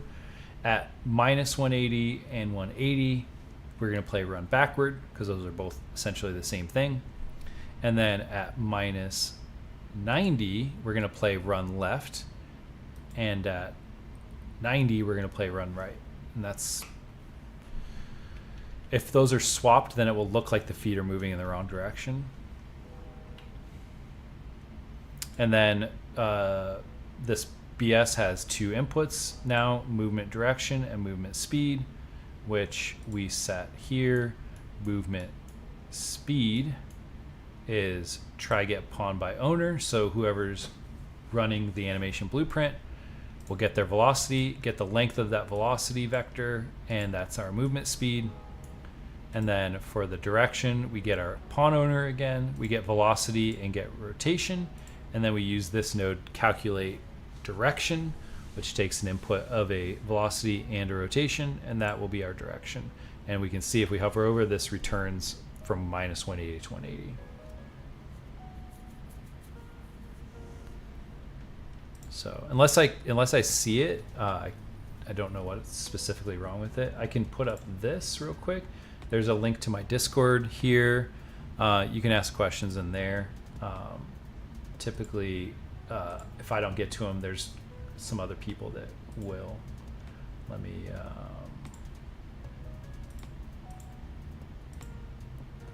can also put it in the chats.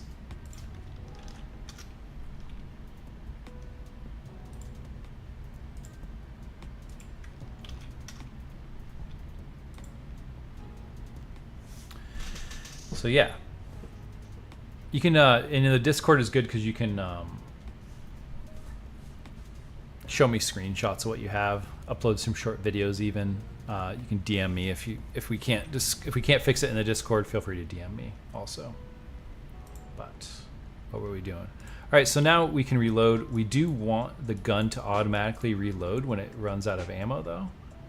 And good news is we have this false pin, so if we go to fire the weapon and our current magazine is 0, this is currently doing nothing, so we can just call reload.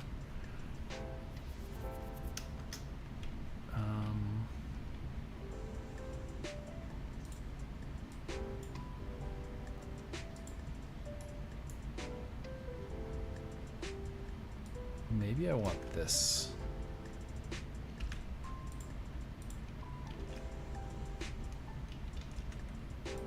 Oh, can montages not be played from a function? I think I knew that. Yeah. So this has to be like this.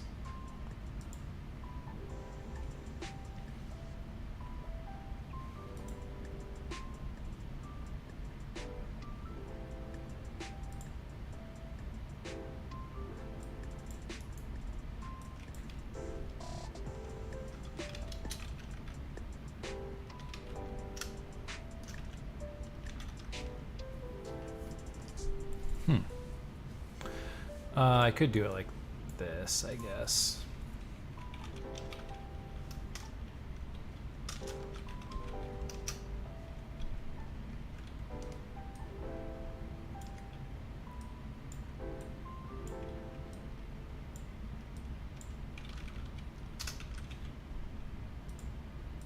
A little wonky, but it works.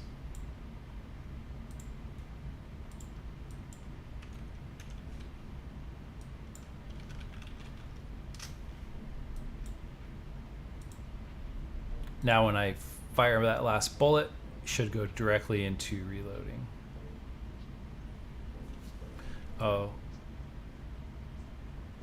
it's like a weird state where it's stuck. So I think I also need to clear timer.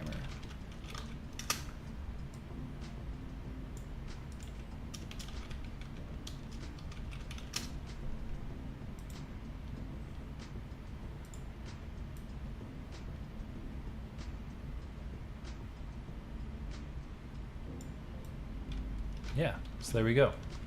We can reload now. One weird behavior though is like we can actually, if we're trying to reload and the ammo is 0, we can just get stuck in this thing where we like can never reload. So I actually want to fix that. And we could like set up a Boolean for like, are we reloading? But I find like setting up Booleans like that in your characters is like kind of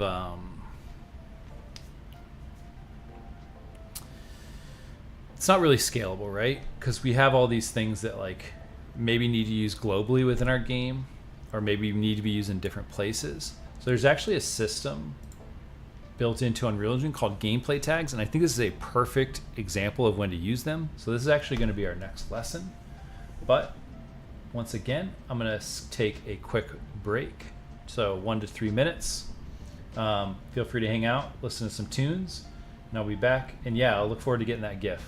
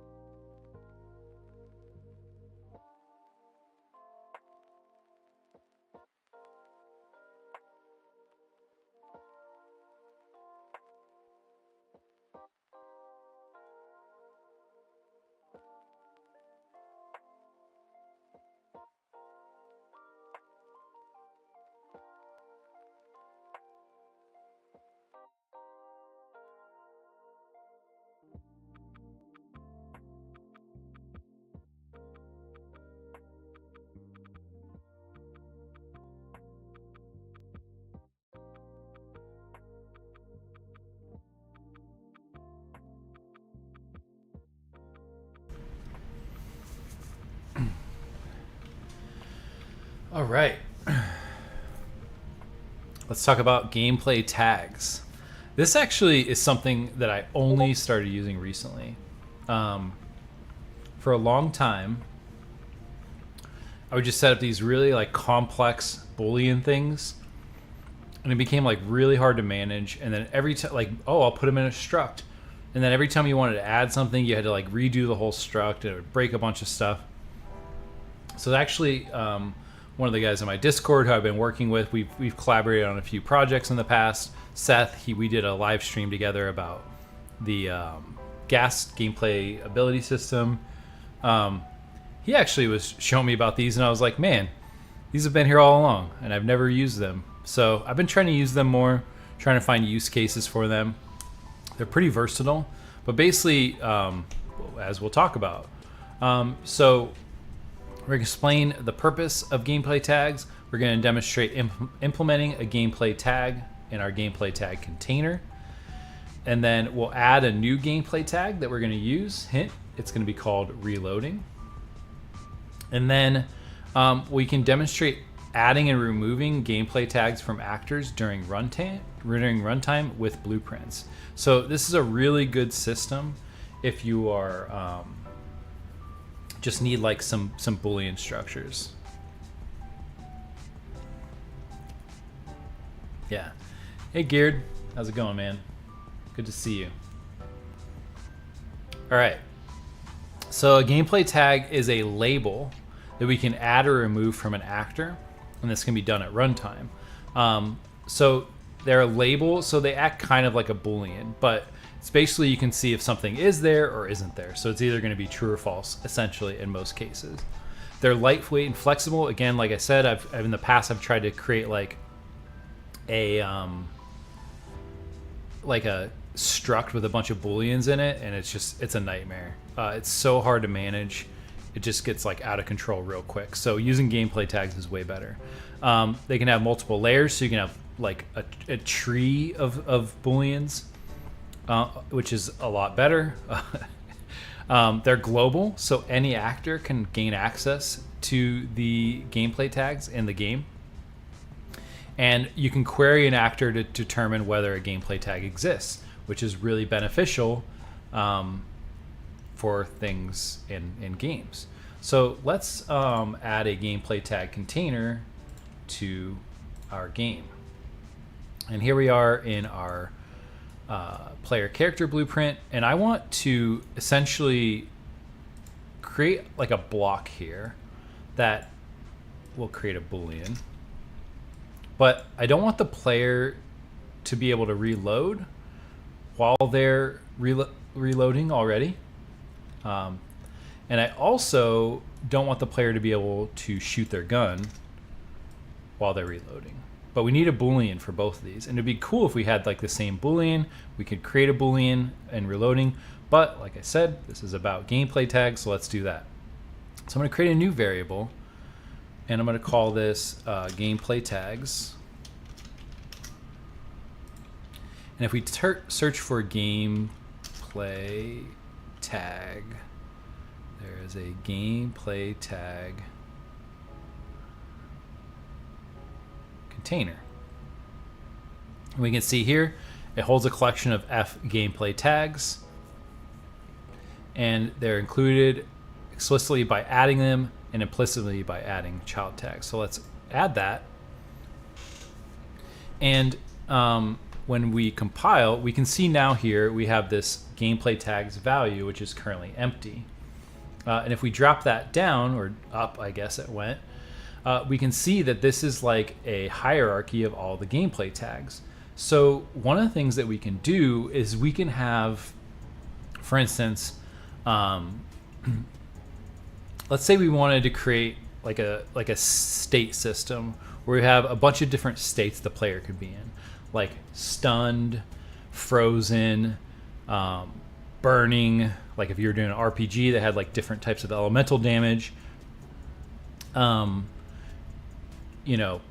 electrocuted, shocked, whatever, right? Like you could have all these different states, but they could all report to a single state. So in this case, we can call it like states. And then you want to create a name for it. And then this source, you need to set it to default gameplay tags.ini. And then we can say add new tag. So now there's a new tag that's called states. And then in this states, we can, over here, we can add a subtag. So this is, and you notice it says states dot something. So this is where we could do it. We could do like stunned. I need to learn to spell. Let's do a little bit bigger. Right? We could add a second state called like frozen, right? And now we have both of those states. One of the benefits of having like this tree structure is that, let's say we don't want the player to be able to shoot the gun if they're stunned or frozen.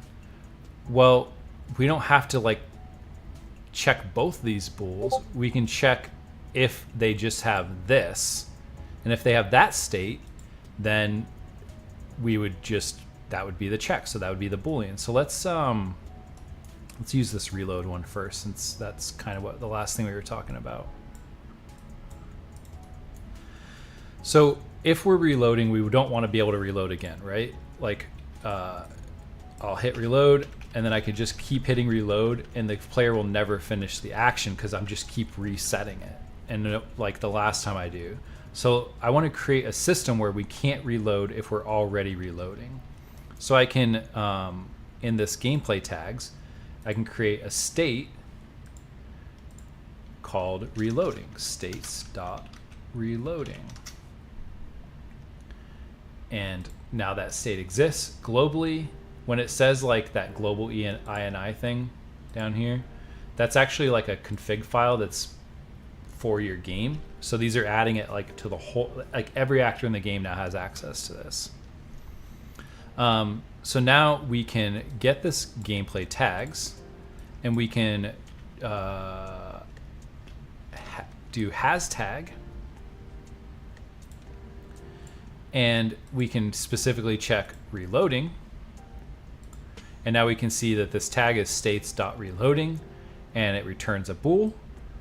And so we could either plug this in and switch to the false, but because I'm a pain, I like to use the not Boolean.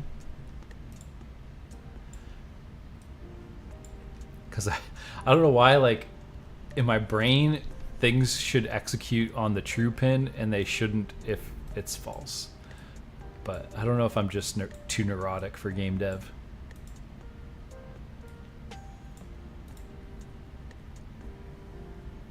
Yeah, I'll check out that GIF at the end of this lesson.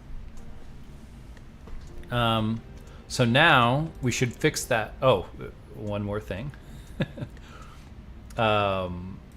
In my reload now, I need to add this gameplay tag when I start reloading.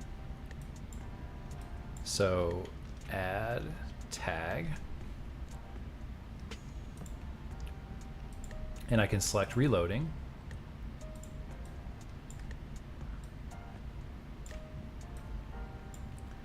So when we start this reload action, which is fired right here, when we hit reload, we're going to check if we're reloading, and then we're going to fire this event. As soon as we fire the event, we're going to add this tag. We're going to start playing the montage, and then we can remove tag. Maybe it's clear tag. Gameplay tag. Remove. Why wasn't it showing up? Remove gameplay tag. Reloading. So that should fix.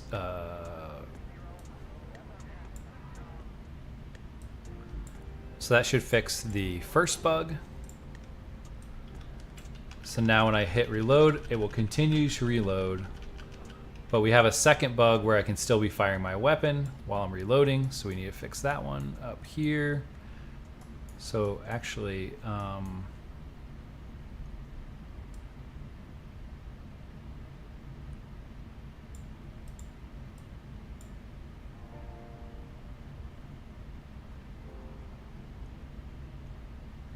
gonna copy this. I'll just copy it.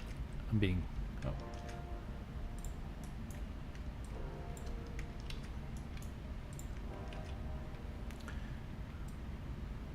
being neurotic again.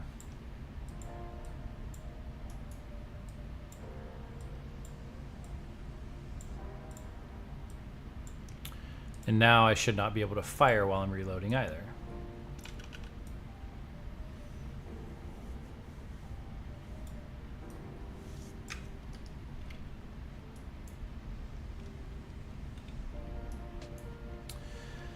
So that fixed that. So again, like as you can see, these are pretty cool. We can also set. We can collapse this to a function and call this like can player reload. This will be a pure function, and I can also set it so that we can't reload if we already have a full magazine, because why would you want to, right? So we can do and boolean, and this will be the top pin, and then the bottom pin will be is current magazine equal to magazine capacity.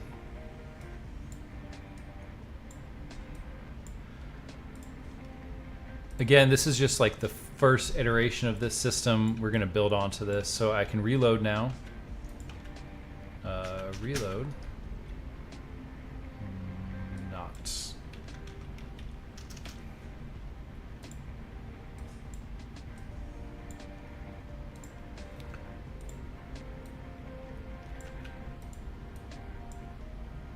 And now if I hit reload again, I can't reload because I already have a full magazine. So that fixes another weird behavior that we don't want. So now you could see like if we wanted to set up other states. So like, for instance, we talked about stunning. Like if we wanted some type of system in our game for like being stunned, you could also check for that.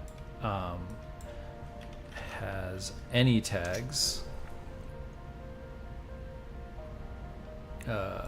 Has, I don't know, can you do multiples? Has all tags. I think we could just change it to like just states, right? And then we could say any state would make it so the player can't reload or can't shoot, right?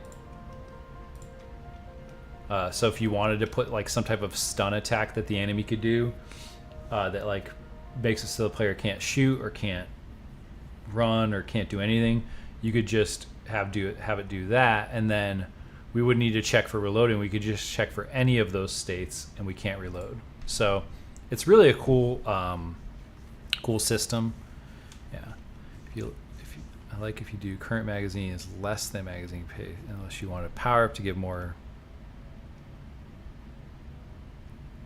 Yeah, that's a good idea. You could do that. It would have to be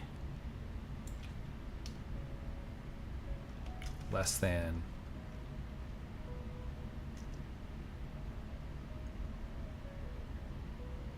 This should still work though. If I change magazine capacity to 60, I should be able to reload up to 60.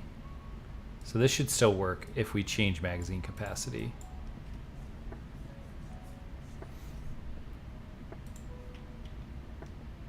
But yeah, maybe you would want, I mean, if you were going to do some system like that with like a power up, then I would imagine you would maybe want to like storyboard it out. Like what are all the possible conditions that could occur? Because maybe you want it that like there's a power up where the player has infinite magazine for a short burst of time. And maybe during that time, you don't want the player to be able to reload, because what's the point? You could just blaze through everything, right? So in that case, you could have a state over here that's called like power-ups.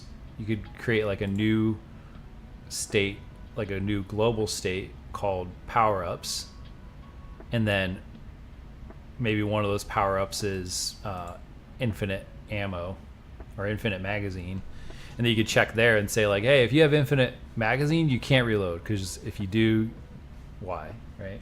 So yeah, there's a lot of different things you could do, but I think the point is like stands, like the flexibility of gameplay tags is like, it gives you the ability to set up these like really cool like structs. I guess it is technically a struct, right?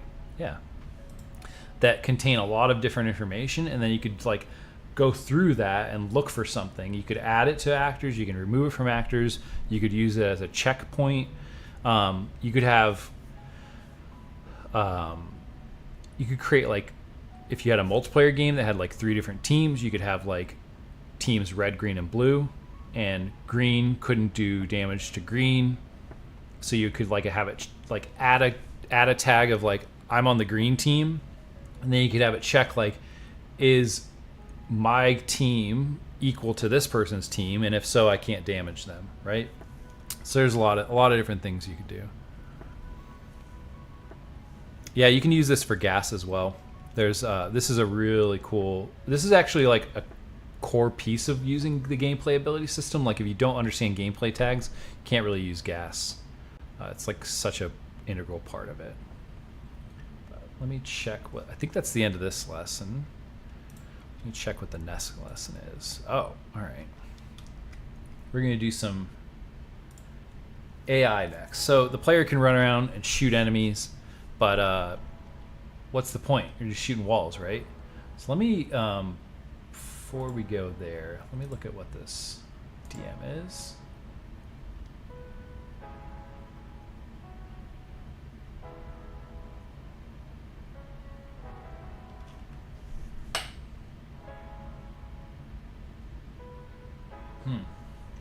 Yeah, it's hard to tell from that GIF that you sent me, but it looks like actually I want to show because this might be it. It's just a guess because I can't be sure.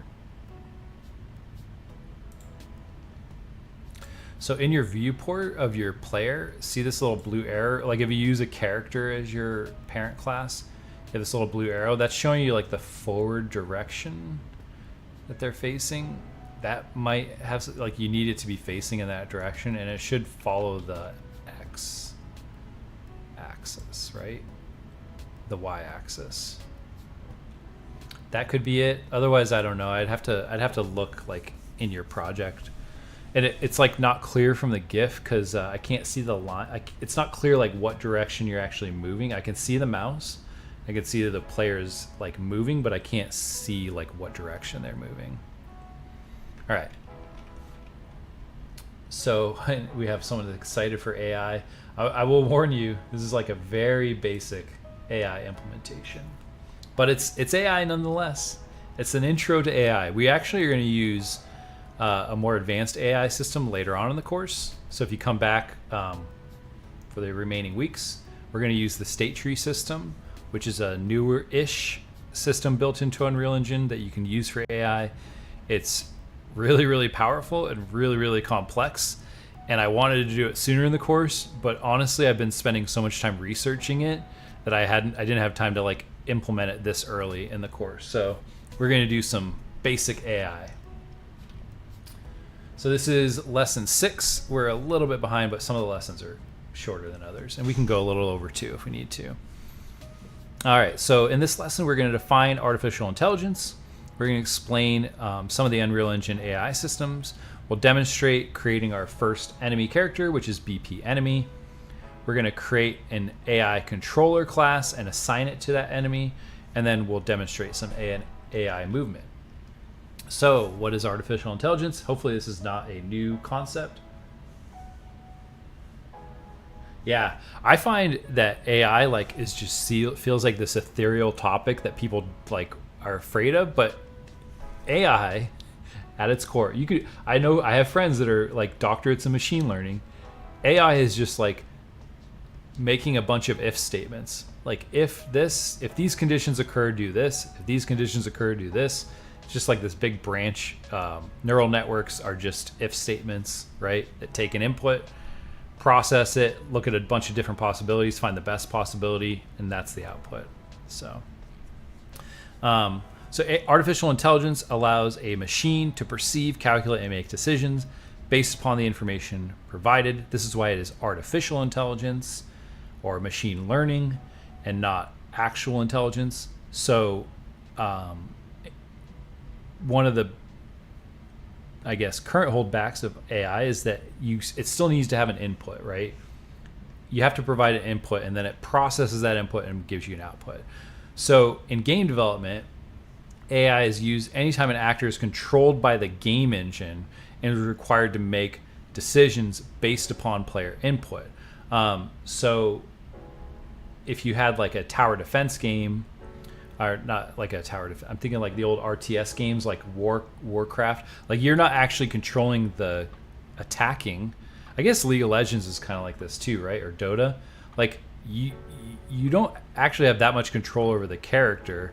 You just kind of like tell it where to go, and then you have a few inputs, but the character is like handling it, right? Like in all these games, like it's getting some inputs from the player, like where's the player, what is the player doing, and then it processes that into an action. All right, so in Unreal Engine, there's a few AI systems built in that we can use. So the base class is an AI controller. So we have, remember, a pawn is an actor that can be controlled, that can receive or can be possessed is the right word. It can be possessed by a player controller, which means the player is controlling it, or it can be possessed by an AI controller, which means the game engine is controlling it. So an AI controller can be assigned to a pawn, and it allows the game engine to make some actions on behalf of that actor.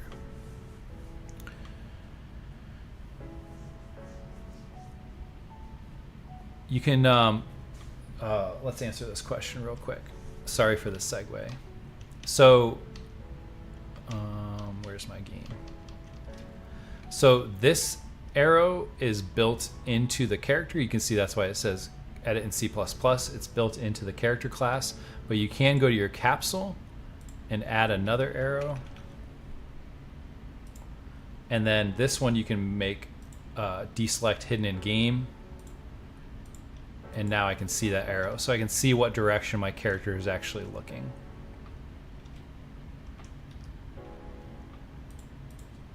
All right, back to the lesson. I'm gonna try to skip some segues for a little bit. The navigation system is built into Unreal Engine as well. This allows AI controller to direct a pawn's navigation within a map. So we typically need an AI controller, and then we need a nav system, and then the AI controller uses the nav system to determine like where it can and can't access. And we'll be doing all of that in this lesson. There's a lot of AI systems built into Unreal Engine.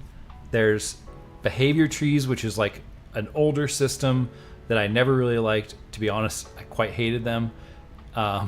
They seemed really clunky and like hard to understand, and I would spend hours just like guessing until I figured out something. I'd be like, all right, don't touch it because it's working, and we just leave it.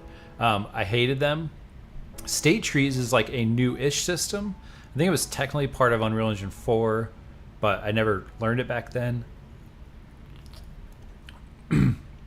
There's actually a couple really good YouTubers that do a lot more content on state trees. I will be talking about state trees later in the course once I learn them a little bit more. But there's also EQS system, which is a system for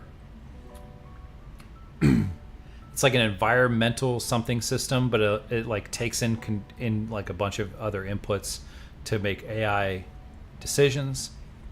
Smart objects. There's the perception system, which is like you can add it to an actor, and it creates like literally if the character had eyes and ears, and you can have it perceive sounds and like be able to perceive like I can see a character in the game, things like that. So there's a lot built in. We're going to do a very basic intro, like super basic. You're not interrupting. I'm interrupting myself. I have no ability to control myself, but I'm going to try my best. So let's start by creating our enemy. I'm going to go to my blueprints folder, and I'm going to create another folder just to keep all the enemy stuff in here. And I'm going to create a new actor, and you could either choose pawn or character. Remember, the character has the movement component, and it's got a few extra things. You don't have to use the character, you can use the pawn. I'm just going to use character because I don't want to have to add that stuff manually. So I'll create a character, and I'm going to call this BP enemy. And let's open this up. Now, I think we need some assets, right? We want something to be the enemy. There was one on Mixamo that we could use. So to be honest, I like looked pretty hard for some free alien assets, because this is called Alien Defense after all. I didn't really find any. There's like we could use this guy if we wanted to. I don't know why this Mixamo page isn't working today. It's more like zombie type stuff. So you can make a zombie game if you're following along. You don't want to do aliens. You want to do zombies. This guy's pretty creepy looking though. I don't like that. There was one that we saw earlier. This is like a little deer thing, moose man. I guess he could be from some like Moose Man planet. He's got a bunch of that dude's. He's been through some stuff. Alien Soldier. We could use this one.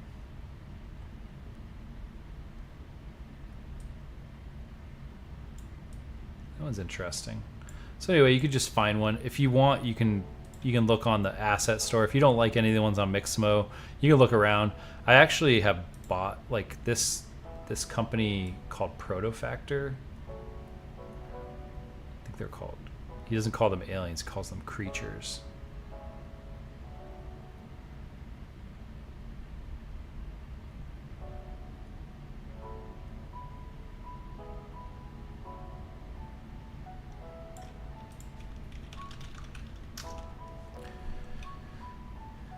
Monster maybe. Yeah. Monster pack. When these go on sale, sometimes I'll buy them. They're like really high quality. They have animations and rigs and everything. And these packs usually have like quite a few different things in there. This thing's kind of ugly looking. That thing looks like the thing from Starship Troopers a little bit. A little flying bug. But yeah, basically you just need to find some assets. Just because I want to keep this free, I'm going to use these Mixamo ones, but you don't have to. Most of the lessons should stay the same. I'll use this one though. I'm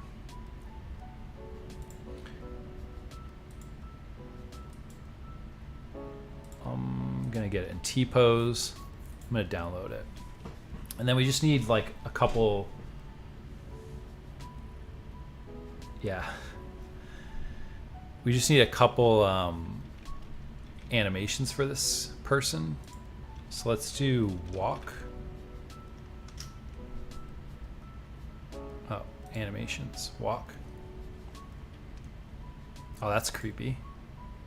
That reminds me of the movie Signs. Yeah. This is what I want them to walk like. It's so creepy. Or this one, and we could speed it up. That would look so creepy. Let's see, can we...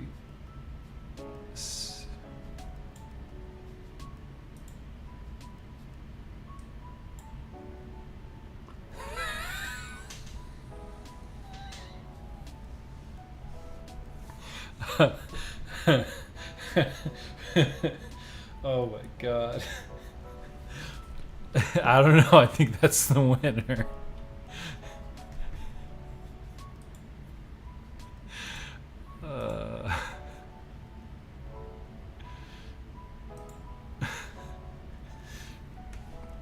I think this is the winner. I want to attack, like a swipe attack, like a swiping.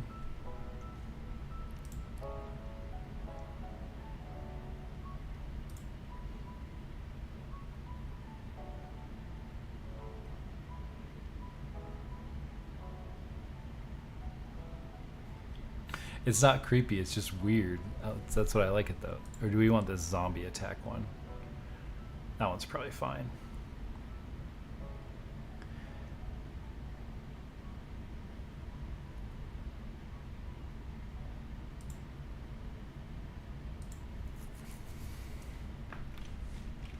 We're just gonna do a basic state machine. Just gonna have a movement and an attack. So let's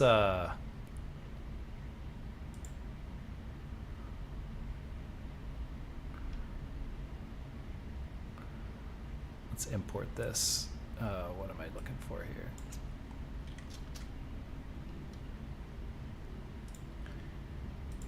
Mixamo.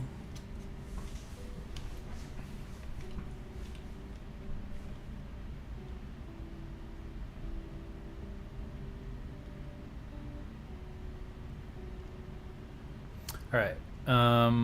Let's import all that stuff. But we got to do this one first, because clear. We want it to have its own state machine. We'll set up its own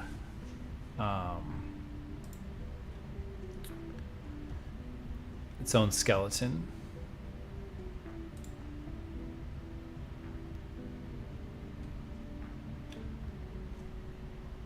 All right.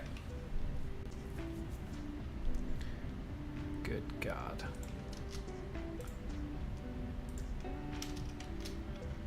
I'm going to take all of this stuff, move it into our materials folder.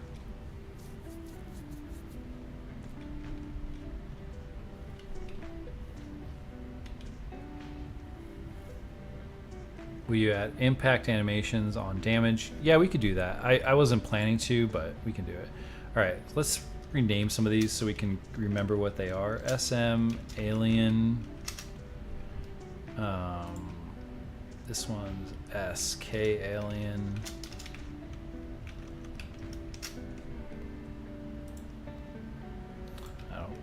We won't be using that. So, all right. So now let's import those animations. Zombie attack and walking. And these are going to be alien. Import all.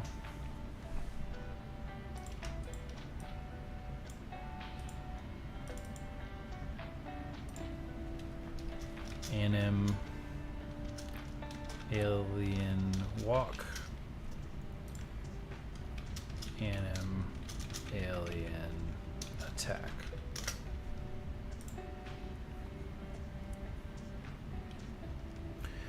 All right. Let's add this alien here.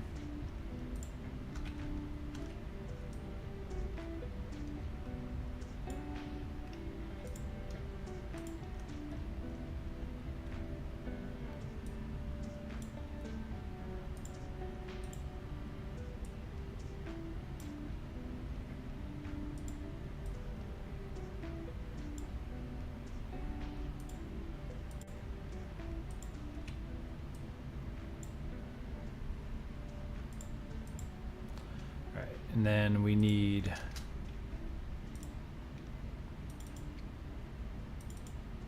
a new animation blueprint based on alien, NMBP alien,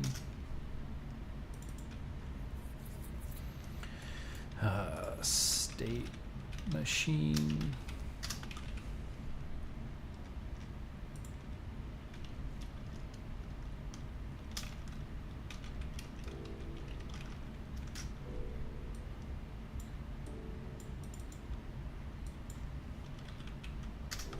Oh, we didn't get an idle animation, did we? We can.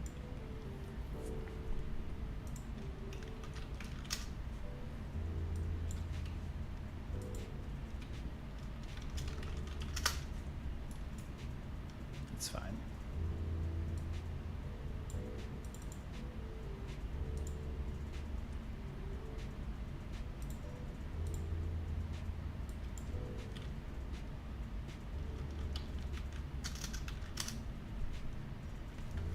New one that's like hunched down, kind of creepy.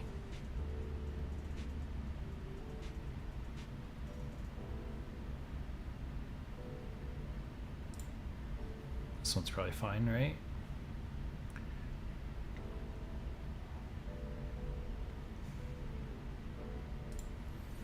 Hopefully these things aren't going to be idle too long.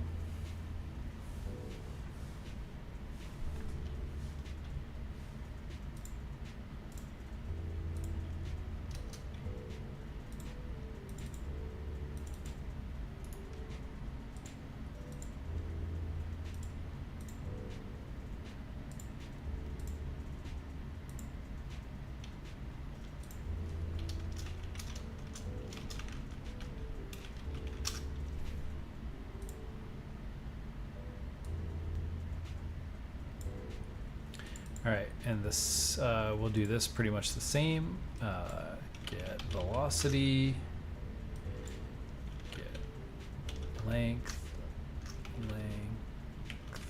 get vector length.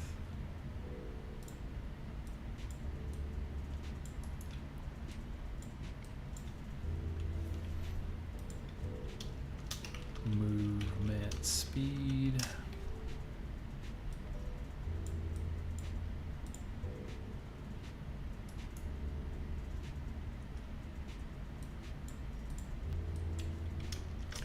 Greater than 0. And then I can transition back when the movement speed is equal to 0. All right, now we have a BP, we have an enemy, it has a animation blueprint. Let's get this alien cooking. All right, so let's just pull one of these into the world for now.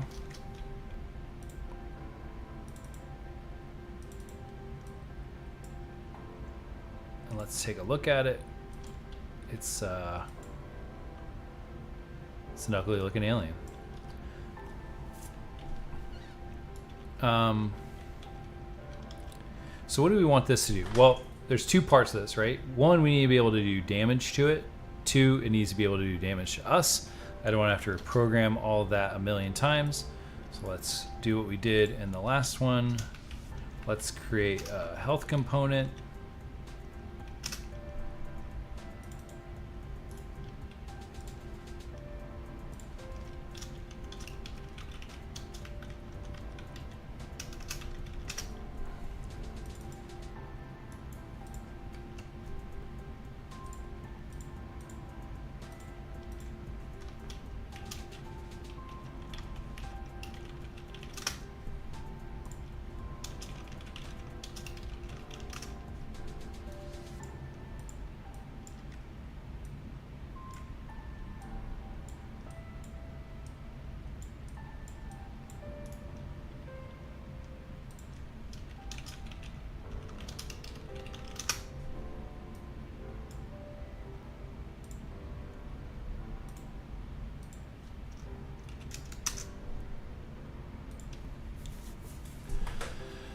All right, I need a new variable called, or a new function called damage handling. This is again how we did this last time. Set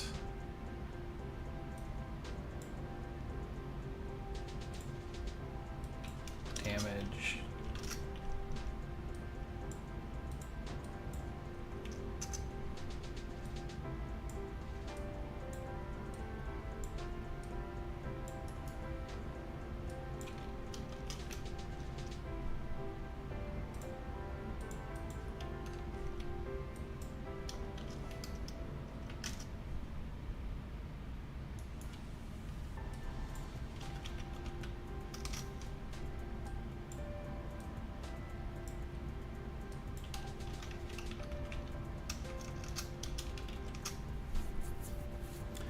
Is health depleted?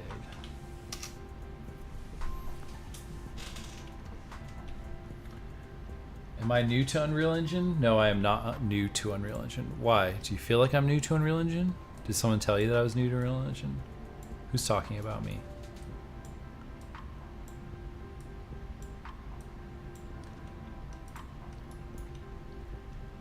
Or were you talking to someone else? I've been using Unreal Engine for like 5 years now. This is actually my second shot at making a course for YouTube.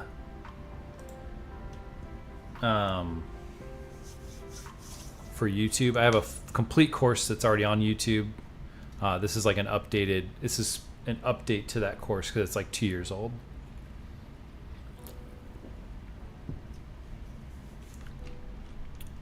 All right. So now I need to add my health component to my player and to my enemy.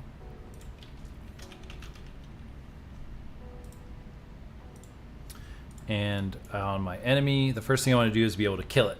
So let's do any damage, health component, damage, handling.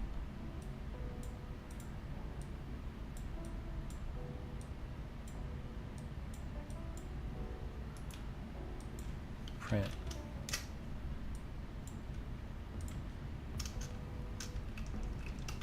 I'm dead.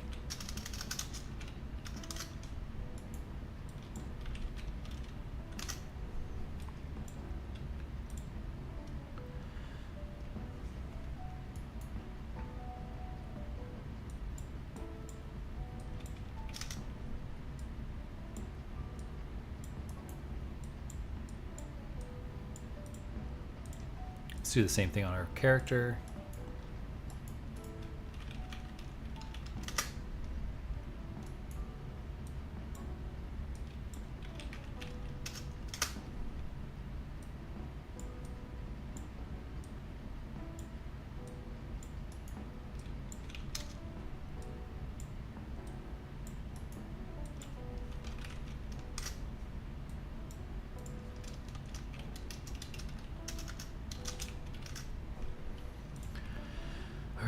And we got to get these bullets to do some damage, right? So we could check if this get component by class, health. Nope. Get component to singular by class, health. Don't need you anymore. Is valid.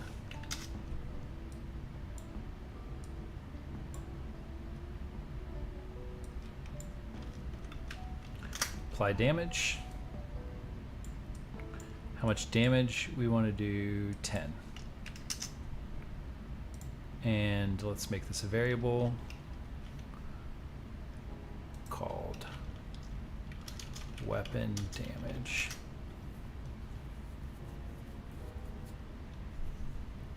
Yeah, I played that. Actually, a friend of mine recommended that original Helldivers to me when it came out.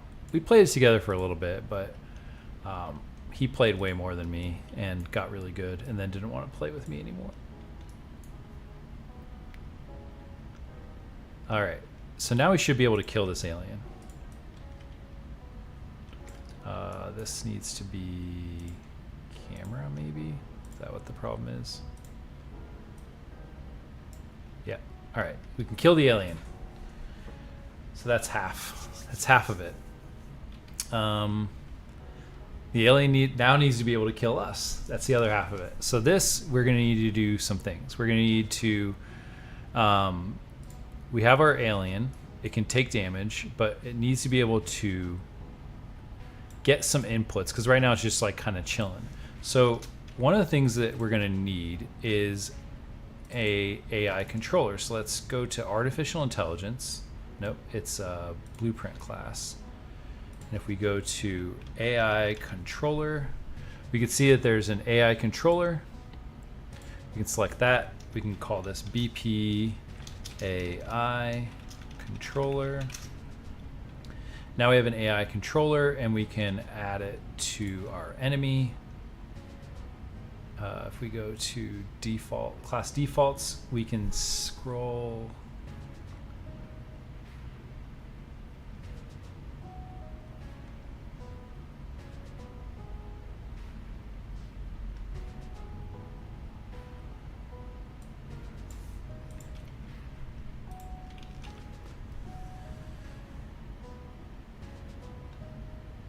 There we go. We can set, so it just has like the default one built in, like set as the default. We can change this to BP AI controller, and then this auto possess AI, this will become more important when we start spawning the enemies, but essentially placing in the world is like this one, right? This one's placed in the world. The other options are spawned in the world and placed or spawned in the world. So depending on your game, you may want one of these versus the other. Basically, this is when should this AI controller take control of this actor. Or you can set it to even disabled, in which case the AI does not have control over it.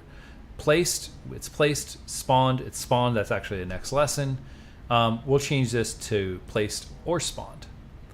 And now we can start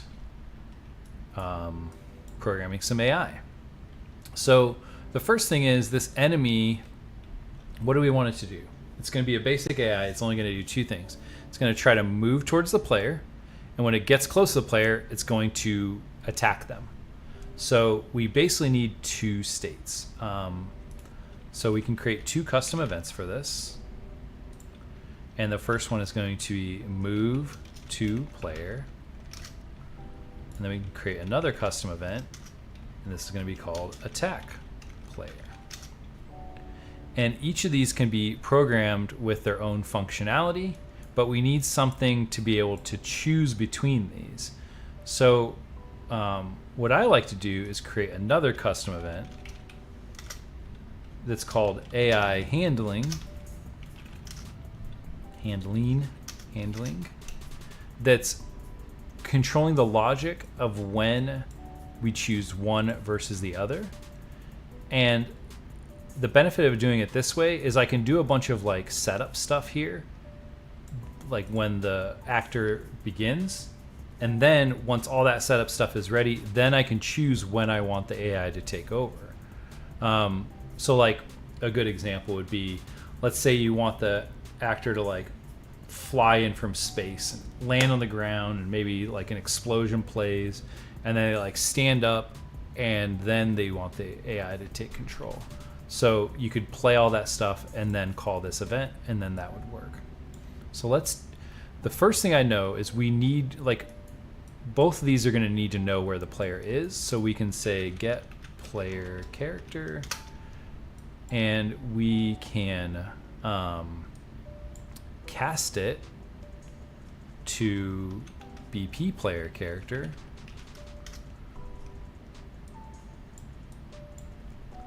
And then we can set this as a variable, and I'm just going to call it player. That way I don't have to type player character a million times. So now that we have a reference to that, we can use that in other places. So for instance, in this AI handling, we can set a condition like when we want to move or when we want to attack. So let's start by doing move to player. There's actually awesomely a function that is already programmed for us called AI move to. And this is most of what we need for this.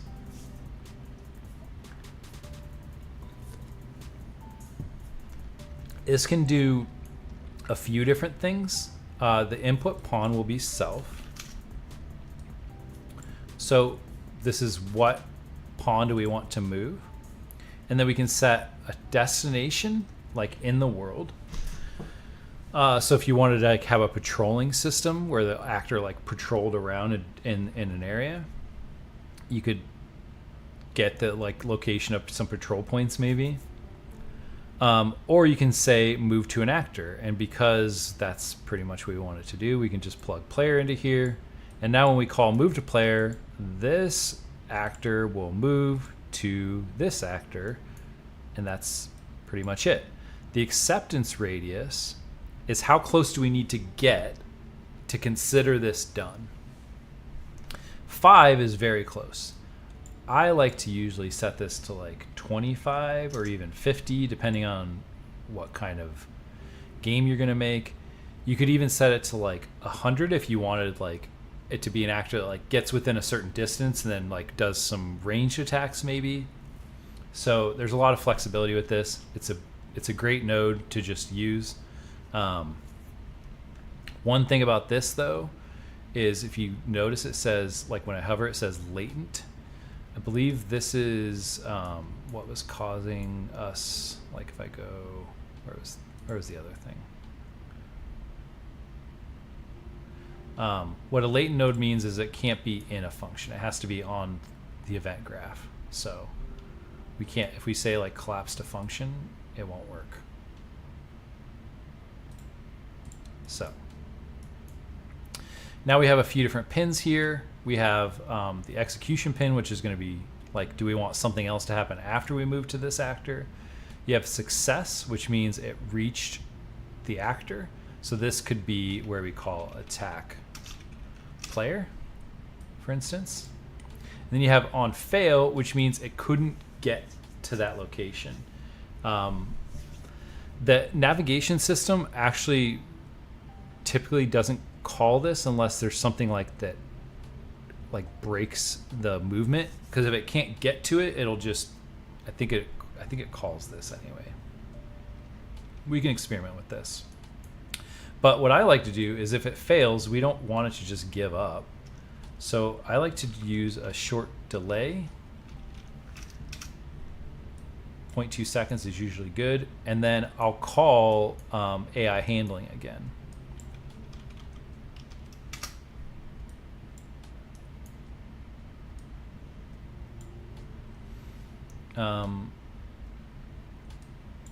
In AI handling, one of the things that I can do is I can get a reference to my player, convert it to a validated get, and just say, if the player is valid, then I want to move to player.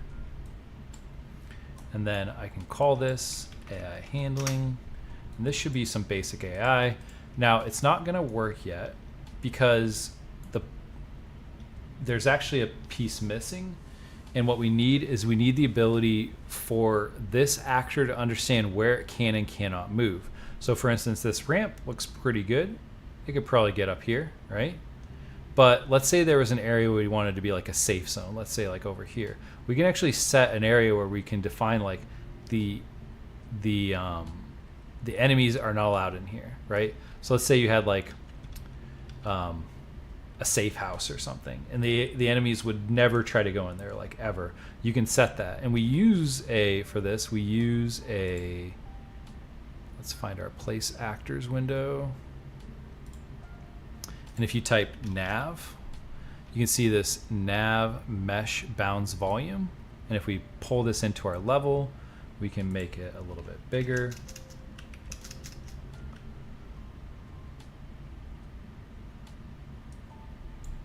And if I press P, now I can see that I get this green like hyperimposed image on top.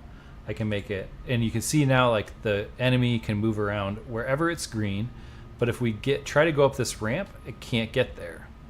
It won't be able to go up the ramp. And we can test this. I think everything should be working. Oh God, that was very fast. Why was that so fast?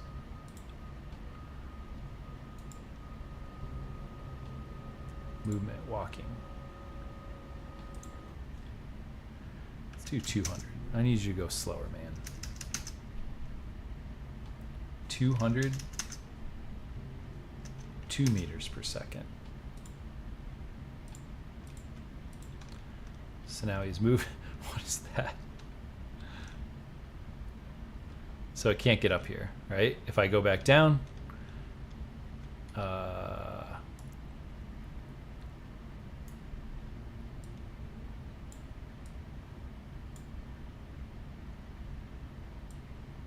move to player, fail. Let's put this here too.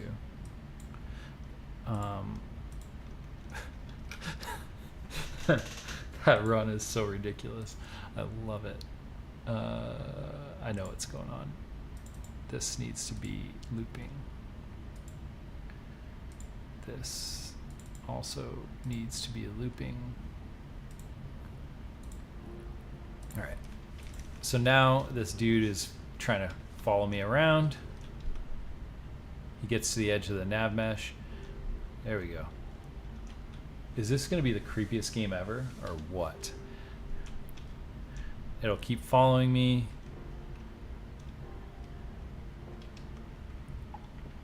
When I go up the ramp though, it will stop following me because it can't get up here.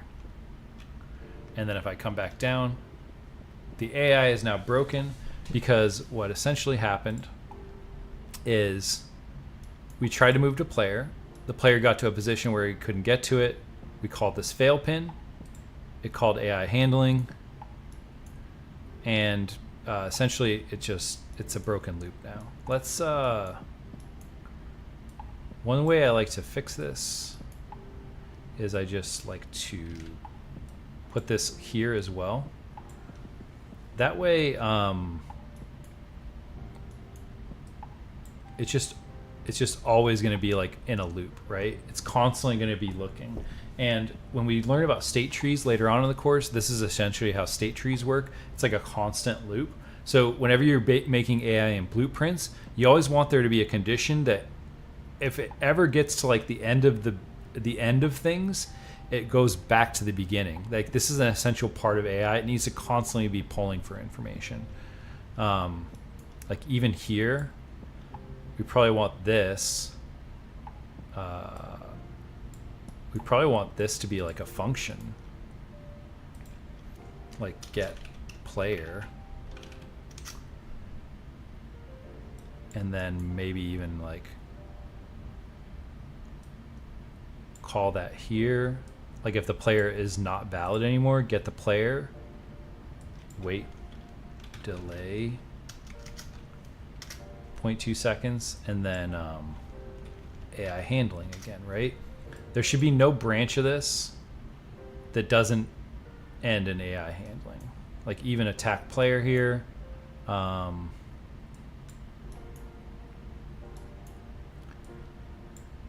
We're going to want to let's just do a print string for now.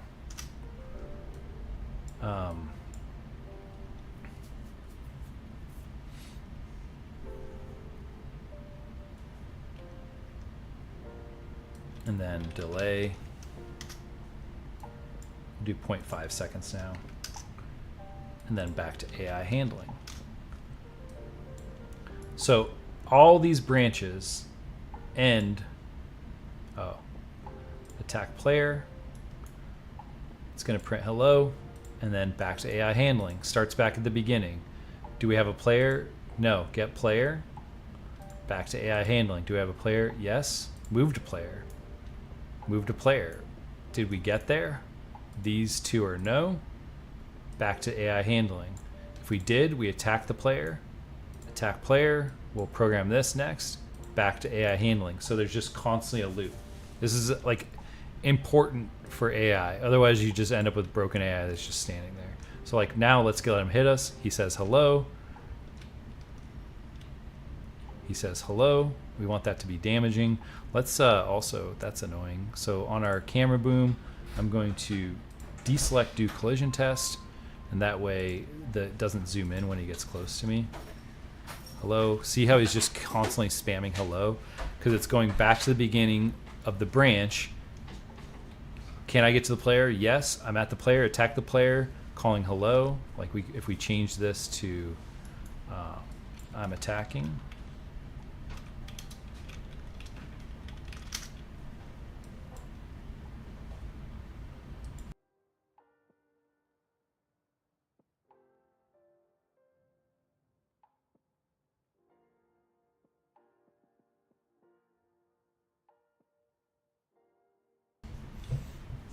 Sorry, had a quick visitor. All right, so now we can see that it can attack us, and if we move away, it'll try to follow us again. If I go up here, it can't get to me anymore. It'll stop trying to get to me. It actually will, like, the way this nav system is, oh, it's too close. Wait, how are you attacking me?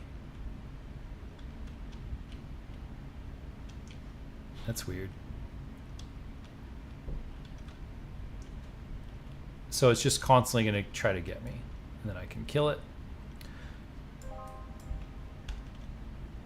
So we do want, so next we just need to program this attacking.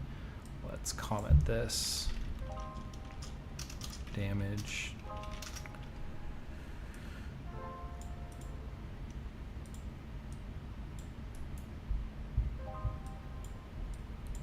And for the attack, I actually want to play a montage. So let's go to our animations. I'm going to create an anim montage from this attack. Create anim montage. Montage. Alien attack. And here I'm going to do play montage.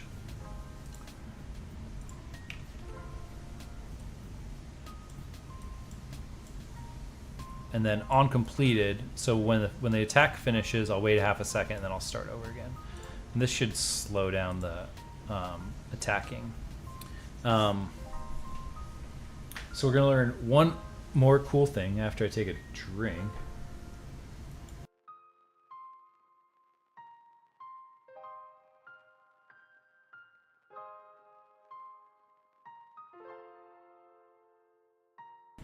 I will say I usually have hit a wall by now, and I'm still feeling good, but we are getting close to the end, and I haven't quite got through all the lessons yet, so we might have to do a second stream another day.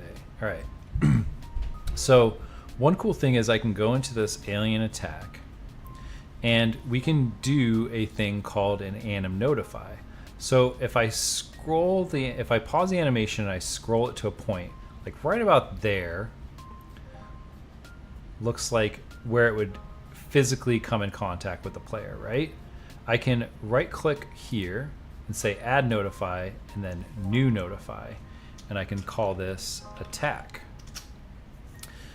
So now I have an animation notify, and just to be clear, like, you can't do it on the montage. You have to be on the attack.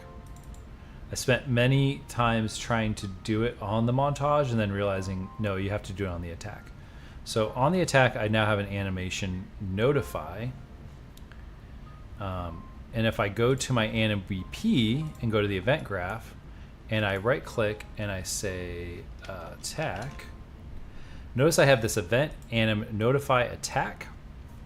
And essentially what this is when this notify happens, I will trigger this event.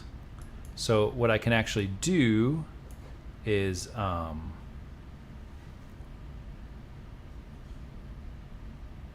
we can try get pawn owner. We can cast it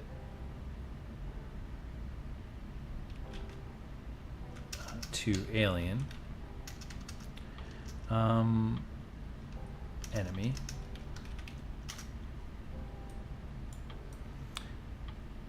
and if the owner of this is the enemy, which it should be, then we can call some functionality on the enemy. So let's go to the enemy and let's create a function called damage player, and all we're going to do is call apply damage to the player, and let's do 25 damage. We can set that as a variable, promote to variable, damage amount.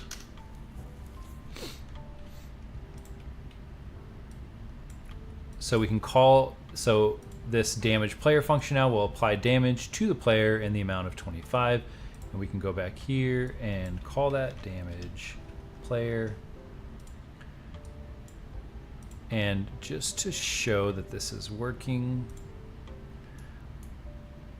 when it happens 4 times, we should die. I think we need to do one more thing that I want to make sure I don't forget.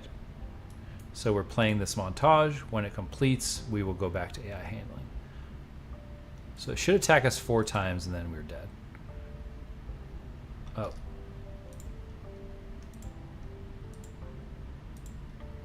Remember, we gotta set that slot. Default slot. This is what plays the montage.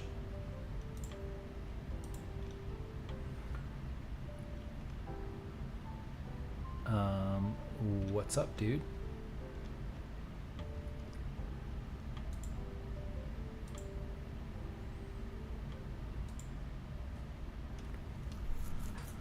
Attack player. It's right there.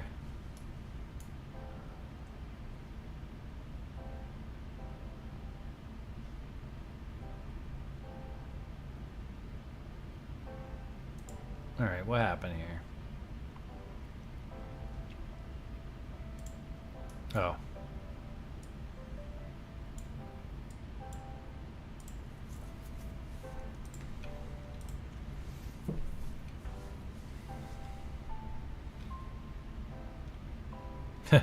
Chill, man.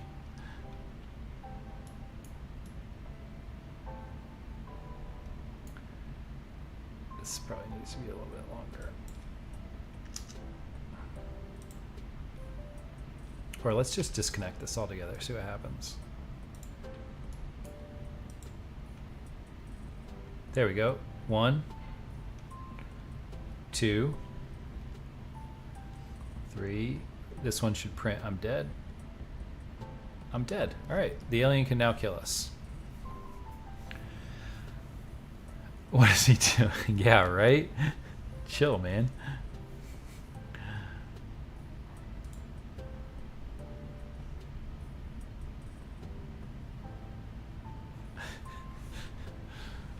So this works. So that will work. One problem now, though, I will show you. And for this, I think I want to print anytime the player takes damage, right? So let's do a print string here. One of the problems now is if I let it start, even if I move away, it's still doing damage to me, right? Which probably isn't what we want. So we can actually, in here,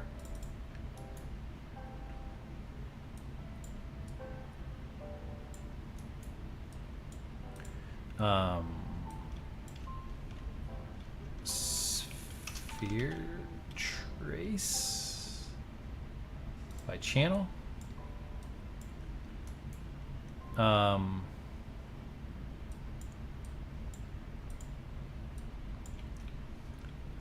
Break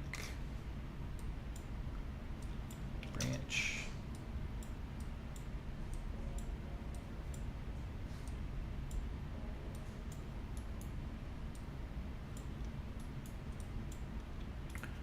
Get actor location. Get forward vector.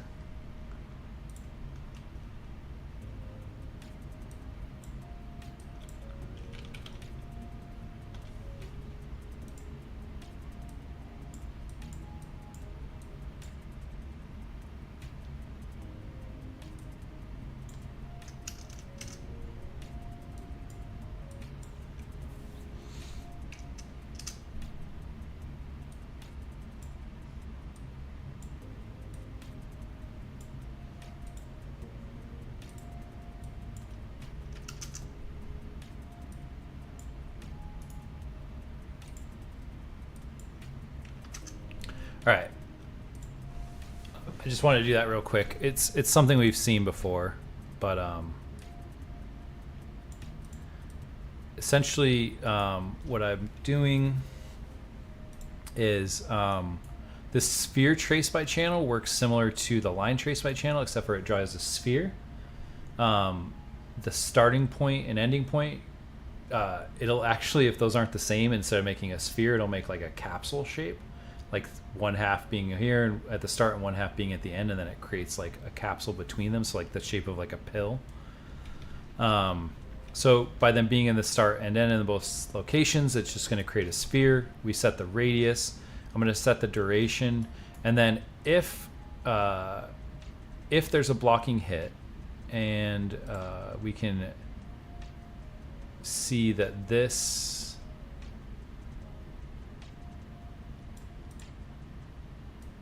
If the hit actor is a player, character.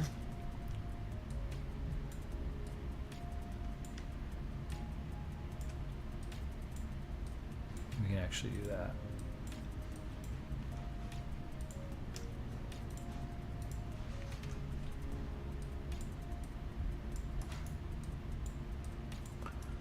Like that. This should work now. I'll show you. He's going to draw a sphere. So see that sphere? If I'm in that sphere, it's doing damage to me. If I somehow get out of the sphere, it will not damage me. The sphere location can be a little bit more ahead of him, so let's do 75 and see how that works. Also, this montage is like a little slow for my taste. Can we change it in here? I think we can change it on the where we're calling it. It's giving me a little bit too much time. So let's change the play rate to 2. We want it to be a little bit faster.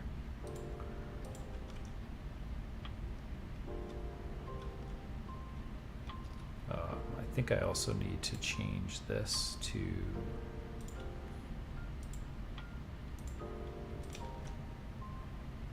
yep. So now it's hitting me, but I can get out of the range if I'm fast enough, which I am always going to be fast enough, so maybe this needs to be a little bit bigger.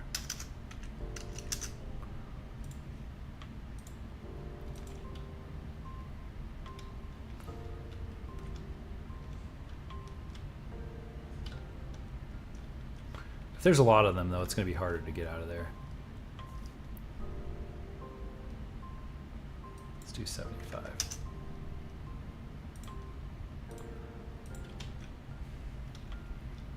That seems about right. Could add sphere to his hand socket as component. Yeah, you could do that. The one thing is, like, if you try to get too complex with these systems, it's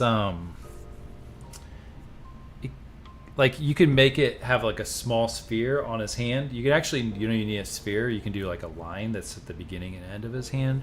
You could do a point. There's a point trace by channel too, right? Point, trace, point. It's in here. Draw, do go point. But I think this sphere trace is good. I think it having like a little area in front of him, like basically like trying to simulate the amount of swipe in his hand. And if the player's in that range, then you get hit. You could add something to his hand and have it follow the animation. Basically like turn it on when it's back here. Check as it's there if it interlaps any point in that swipe, and then turn it off at the end of it. You can do a lot of different things. Again, like there's not one way to do this. I just think this is the easiest and like probably most it's fun. All right, at the end of the day, we want to make games fun. All right, I also feel like he's got too much of a wind up here. I want to trim it to like here, so I can also in this montage I can trim. Or maybe I have to do that in the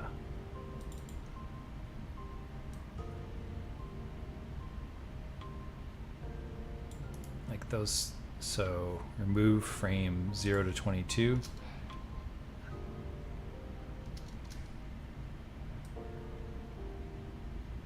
And remove 43 to 58. So now it's going to be like that might be too much.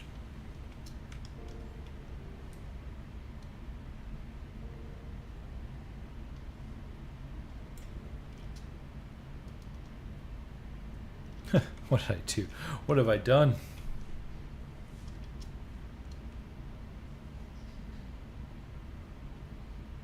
I broke it. Let's see how it looks. Did I break it? All right, good enough. Die. All right, so I think at this point, like I might not be able to finish all instead of multiplying and adding.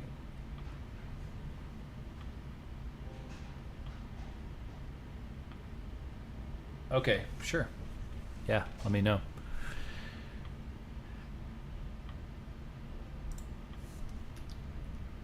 We're only on lesson 7. We could skip the sound one. That's not super important. But I think like the goal was to get to object-oriented programming. So I might... Let's do 7 real quick.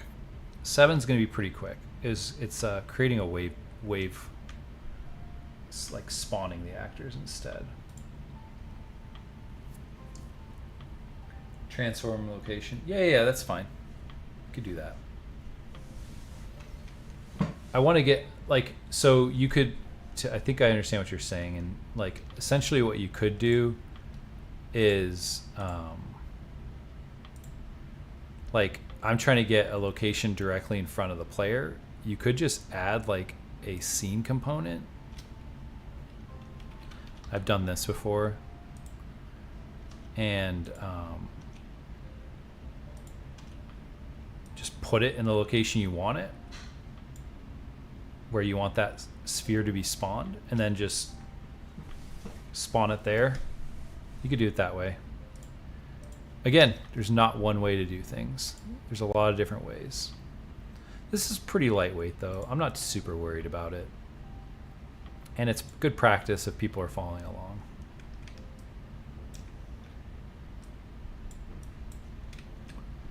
All right. Let's talk about spawning actors though. This is lesson 7. Just give it a try. You wouldn't regret it. I didn't regret it. You're right.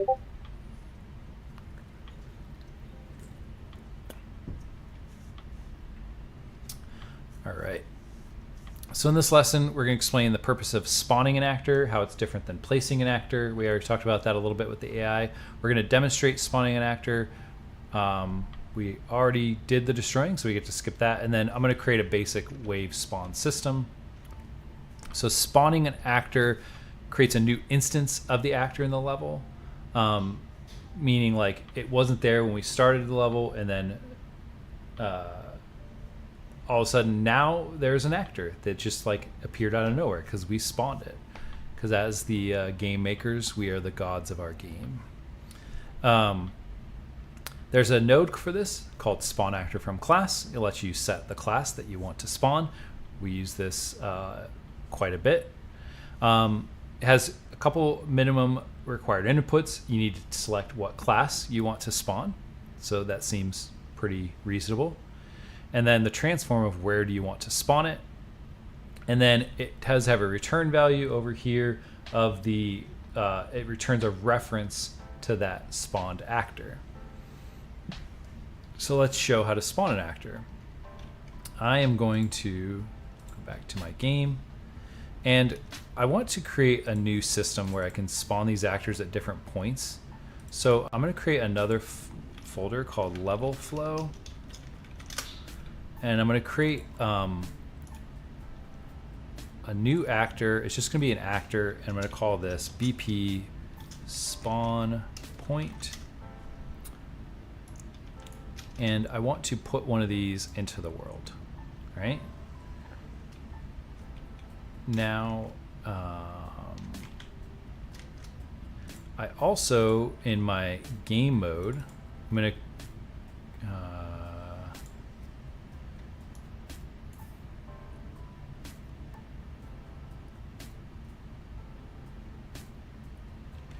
I want to do begin play.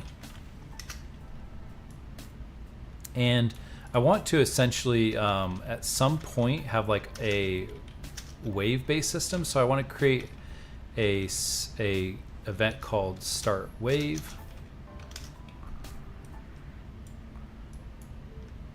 And I want to create another one called wave complete. And let's just, right on begin play, let's call start wave. And I'm going to get actor of class, and I want to get that spawn point that I just made. And then I want to spawn actor from class. And I'm going to choose my enemy. And if I split these pins, I can get world location.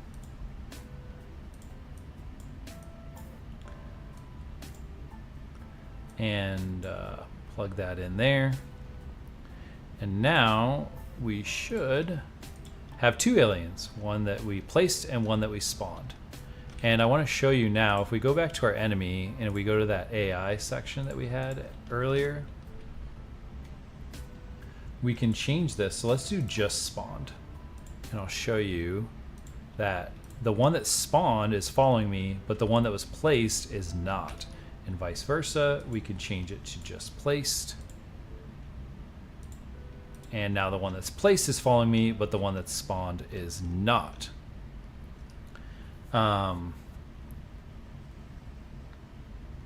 So yeah, if your AI is not following you or not doing what it's supposed to, this is probably a good place to start. You probably just need to change that. Like a lot of times when people ask me that question, that's, yeah. Yes, you can do that. Matter of fact, we do that in my last course in week 6, 5 or 6, I can't remember. You can attach a particle system to a projectile. Matter of fact, that's the way I think I like to do it, but all right.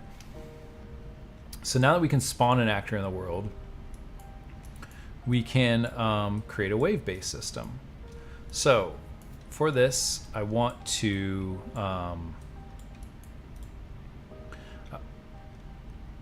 I want a new variable, and I want to call this current wave, and it's going to be an integer. And right on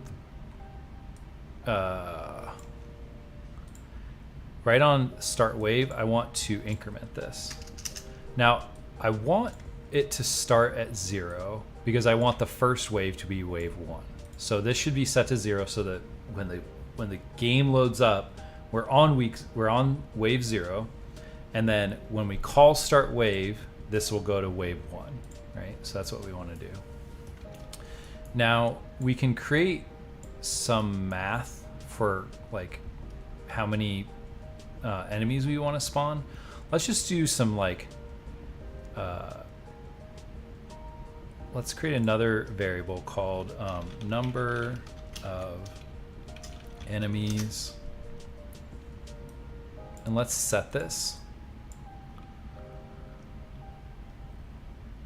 Oh yeah, no, I appreciate it. I'm gonna, I really do enjoy doing this. I want to continue to do it for free, so I am working on some ways that people could support me. One of the ways will be with this course, I'm also creating like a written guide that's like a resource that you could go back through and find things. It's going to be a PDF, so it's going to be searchable. I'll be selling that document, so that's one way you could support me once that's done. It's not done yet. It's taking a lot of work.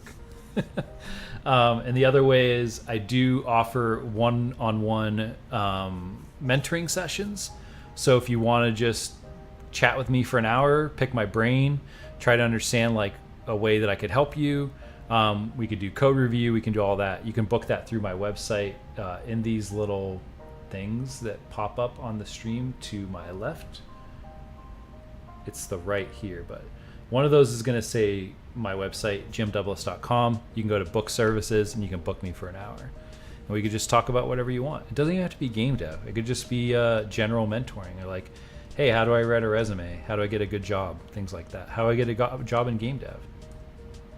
So that is one way you can support me. I don't like donations because I don't like the idea of like you not getting something back for your time. Like I really want this to be free. I don't want people to feel like obligated to donate money. So by offering you something in exchange for your money, I feel like that's a little bit more balanced for me. All right, so we want to set this value of number of enemies, and I would like it to be like some math based upon current wave. So like the first wave, we want it to be, let's say 5. So let's think of a way we could do 5 from this. So let's do, we can actually do a math. Isn't there a math node? Math expression.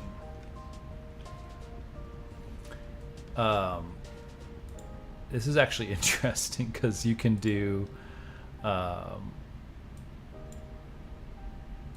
this.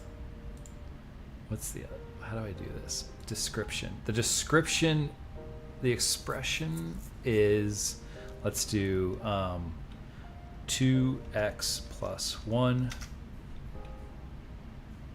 to 2x plus 1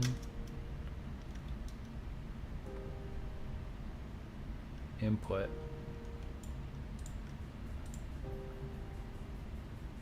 please press 1 on the icon. What? There is no plus. Refresh.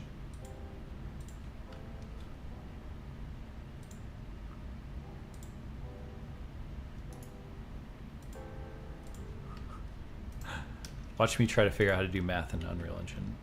Math expression. 2x plus 1.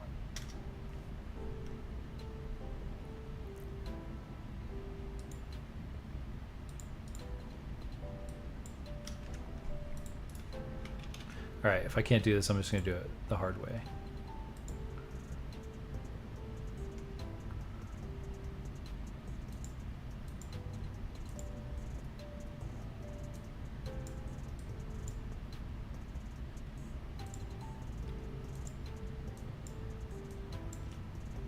Two x plus 1. You know what? Forget it. I don't need you, math expression node.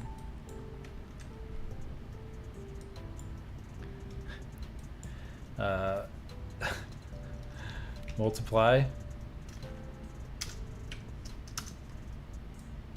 plus. I know that you can use a math expression node, but my brain is too tired to figure it out. So we're just going to do this.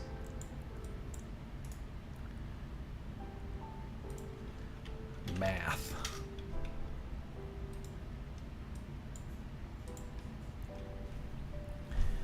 Oh, it's A? Is that what it is?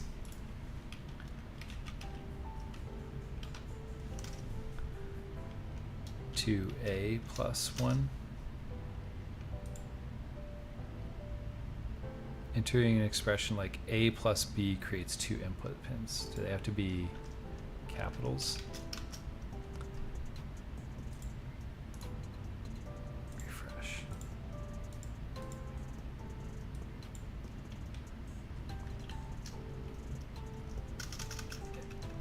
A plus B. 2A plus 1.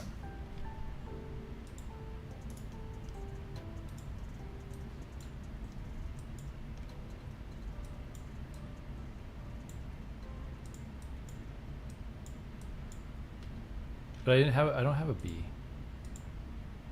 I don't want you.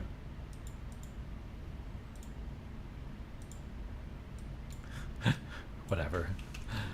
I'll read the documentation later. All right. Number of enemies is going to be current wave times 2 plus 1.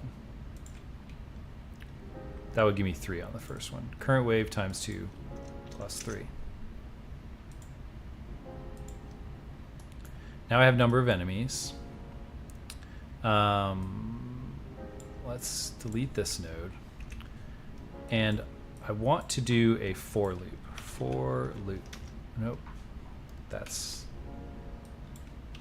for loop.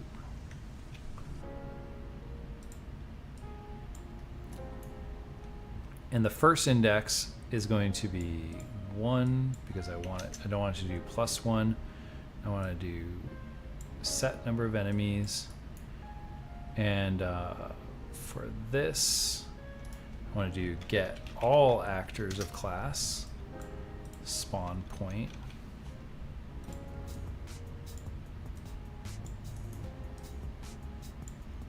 Random.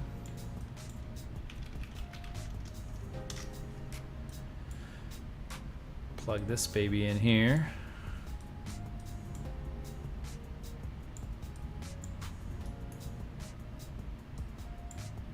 I don't know. I think I said this in the last stream, but this is about the time in the stream where I really start to struggle to stay focused. I think the last hour of every week is just going to be a little bit more nonsense.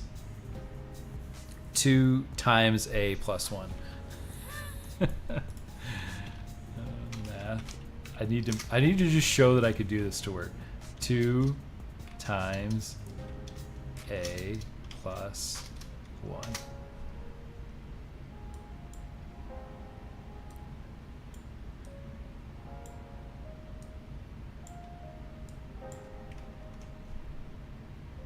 Thank you. Thank you.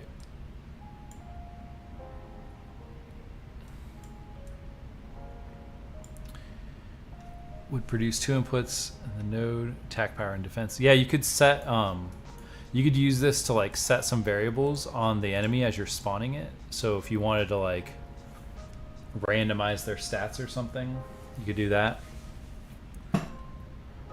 But yeah. All right, so now we are starting, so we're going to set the number of enemies that we want to spawn using this math expression that took me way too long. Then we're going to use a for loop to go starting from 1 and go to the number of enemies.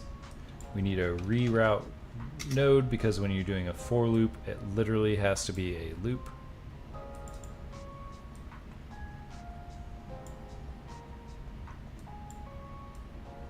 Neurotic. All right. So we want to increment the current wave, set the number of enemies using some wonky math. It's actually more nodes doing it this way too. Then we want to do a for loop, each number of enemies. We want to get all actors of class spawn point, and that way I can have multiple spawn points in my world.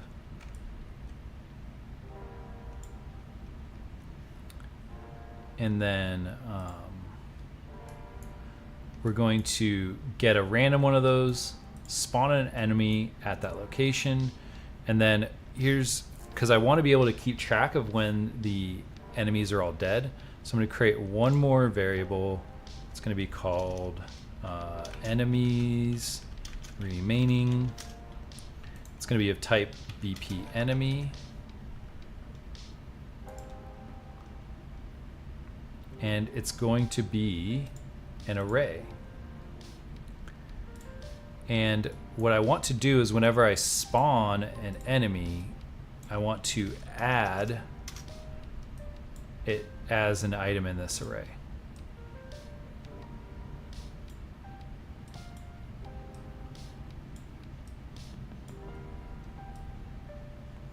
Because then whenever I kill an enemy, I can remove it from the array and then see if the array is empty.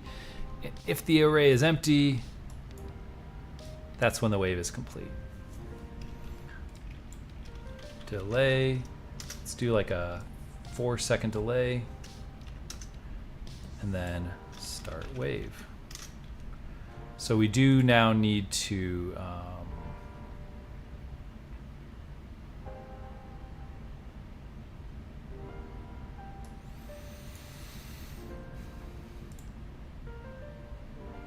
down here, I'm dead. We need to remove it from the array.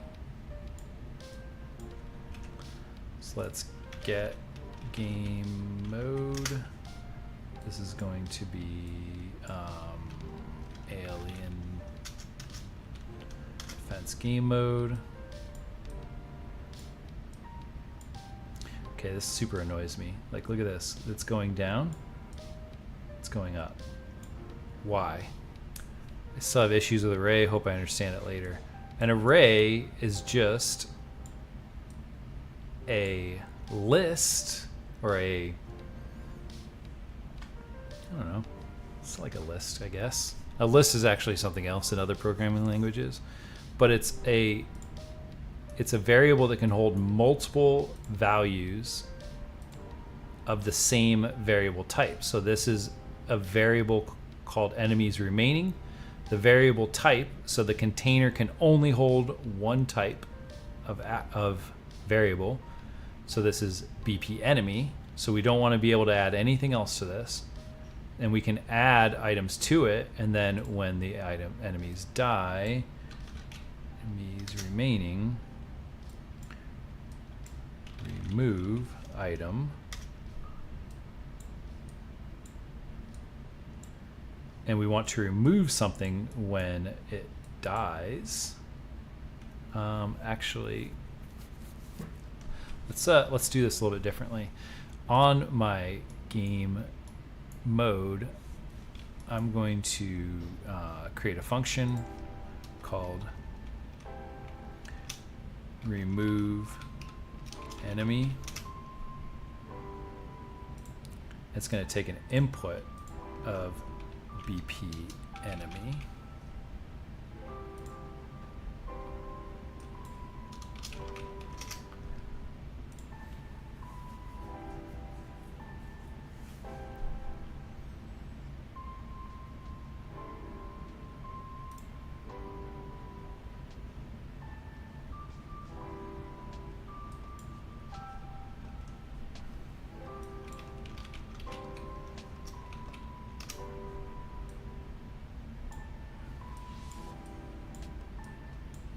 And this will pass in, someone else said it already, self. Because I, as a BP enemy, am a BP enemy, so I can pass that, I can pass a reference to myself into this, and I can say remove enemy, and then this will get enemies remaining, and remove item. We want to remove whatever actor we passed in. And then I want to get length. And if the length is less than or equal to 0, it should never be less than. But you never know. Maybe there's a bug. Maybe we put a bug in. Branch.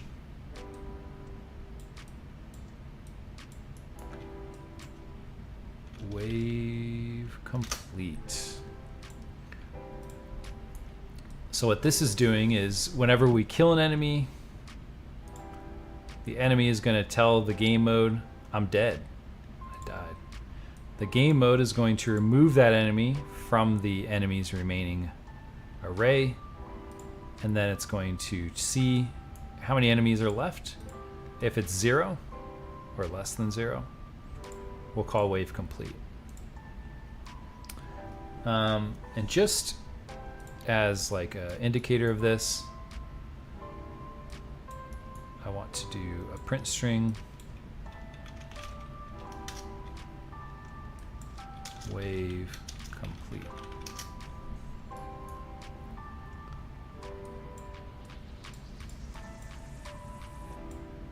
We'll do some UI elements in the next week. We definitely ran out of time this week, though. It's funny because, like, as I was planning for this week, I was like, "Oh, I'm gonna run out of time." Wave.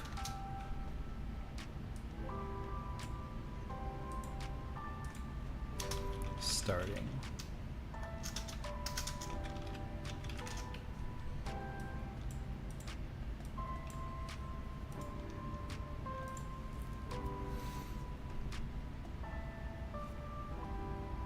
What's going on? Oh man, I've been on this bad view the whole time. You guys couldn't even see anything. Oh dude, if my Unreal Engine crashes right now.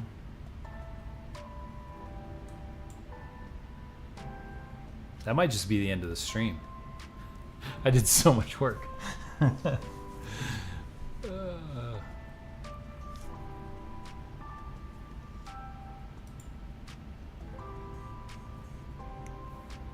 It's like my whole computer is broken.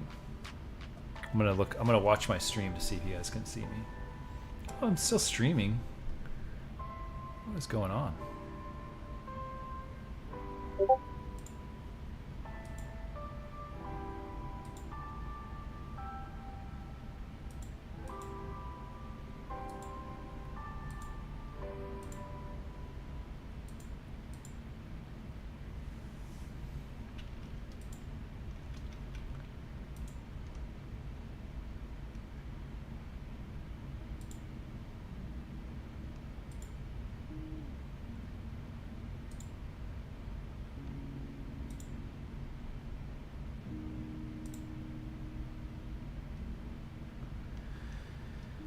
Oh, man. It's weird, like I can't even interact with anything that's on my main monitor. Like I can open up things over here. I can do that. Does that show up? Yep. But when I try to like do anything, it's like it actually didn't just crash Unreal Engine, it crashed this monitor specifically. Weird. Can I? Yeah, I can do everything on here. Just won't let me.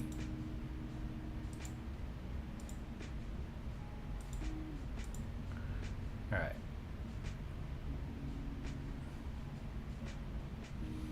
Well, we're going to skip sound. I'm going to try to do this lesson real quick. And then we'll talk about inheritance next week because I think my Unreal Engine crashed, so I can't do anything else. And if I have to restart, then it's too much work. So let's do this lesson. And then I think that's where we'll end the stream. I don't think there's actually any work to do in this one because it's just talking about object-oriented programming, which was like the whole point of this week was to get to this point, and I feel bad to kind of rush it. So Unreal Engine busy doing something, or is it running? It's running. Is your refrigerator running? Let's see. It's just angry at me.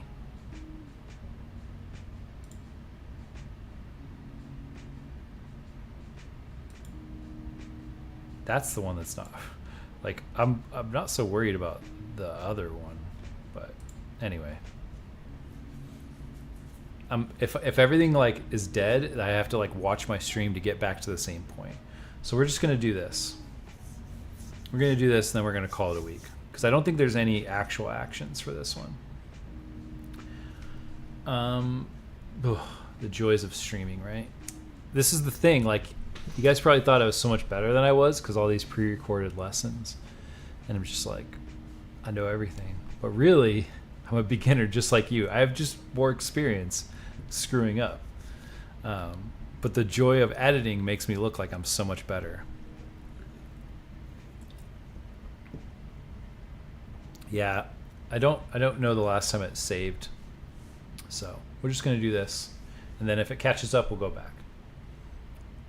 So in this lesson, we're going to talk about the 4 principles of object-oriented programming or object-oriented design: encapsulation, abstraction, polymorphism, and inheritance. I actually had another video on this, so it's something that I talk about pretty often because it's pretty important. And you know, some industries are going away from OOP because it's technically slower. If you're trying to make like a super fast program, then I think you don't want this. But the good thing, like Unreal Engine is programmed using OOP, so if you're not using OOP, you're gonna create a lot of hurt for yourself. So the first principle that we'll talk about is encapsulation, and this basically says that only an actor should be able to access its own functions and variables. So private variables and functions cannot be accessed by other classes. So think of like literally a capsule, like you're encapsulating this class so that nothing can get in there that you don't want in there. This is, I mean, just, it sounds important, right? So this is a huge way to prevent unintended bugs. By not allowing things to access things they're not supposed to, you won't end up changing a variable that isn't supposed to be changed by another class. It also prevents malicious activities. So if you're doing like multiplayer games and you don't want people to be able to cheat, you probably need to have some good control over what the player has access to on like servers and stuff. There are ways that you can do this in blueprints. So in your variables, you'll see this little eyeball. Ideally, Unreal Engine would be working for me. It's not even coming up. I like really broke it. But you have these little eyeballs. So this is a public variable. This is a private variable. A private variable cannot be accessed by other classes, so you can't you wouldn't be able to access this from another place. I think casting goes around this, but we would be able to troubleshoot that. We would be able to prove that if we had Unreal Engine. You can also do it in variables. You can set a variable as public, protected, or private. Protected, I always have to look up. It's different than the other two. It's like somewhere in the middle, but you can easily find that information. Abstraction. So abstraction says that functions and variables only expose the useful information. It takes inputs. A class will take an input and process it into an output. So in my other video, I kind of used the example of, like, let's say you're going to a coffee shop and you want to buy a coffee. Encapsulation would be like you order the coffee and the person running the register tells you how much the coffee is. It's $5. And they're not going to look into your wallet. They're not going to call your bank and see if you have $5. You, as the parishioner, would determine, like, do I have $5? And protected allows children to access the information. Thank you. So you can read, but you can't write. That makes sense. So encapsulation is the barista or the person running the register will tell you it's $5, and then you give them $5, but they're not going to look in your wallet to see if you have $5. You would make that distinction. Abstraction basically says that when you order the coffee, you're just going to order the coffee, and the people working at the coffee shop are going to handle making the coffee. You're not going to go to the coffee shop and pay them $5 to make your own coffee. I don't know. Maybe that's a good business model. Yeah. So that's what abstraction is. It's basically you take some inputs and you process them into an output. So only the class performing the function cares about how the process takes place. You don't go to a restaurant and, like, you order food and they make the food for you. So that's kind of an analogy of abstraction. We learned about interfaces and event dispatchers last week. These are a really good way of implementing an abstraction. So, like, when we implemented our interact event in our fire escape game, the player called an interact event on whatever actor they were interacting with, but then that actor handled its own functionality. So that's another example of abstraction. Event dispatchers are another one. I send a message out into the world. Whoever needs to hear that message takes that message and they do whatever they need to do with it, but the actor that sent the message doesn't care. They actually have no knowledge of what happened. So these are examples of abstraction. Polymorphism. Polymorphism says that each subclass can override the methods of the parent class based upon the input objects. Basically, we were going to demonstrate this, but Unreal Engine is a beast. But let's say I had, let's say I was making, actually, an interface is kind of I guess it's a kind of a way of polymorphism, but guess not. Let's say you have a class that has an actor like throw fireball, right? It's a mage, or it's like a wizard, and it has a function where it can like cast a fireball, right? Well, let's say you had another actor that inherits from that actor, and you want it to be able to do something different when the cast fireball function is called. You can override that function. Any child can override the parents' classes. So this is essentially what polymorphism does. You notice, like, in your functions on your Unreal Engine, it says 32 overridable, and then you have this override thing.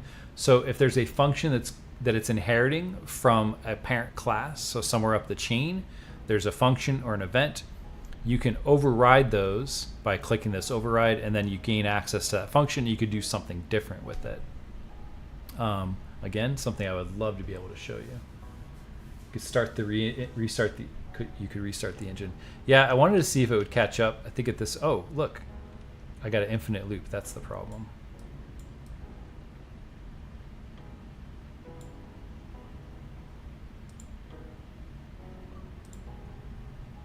Where though?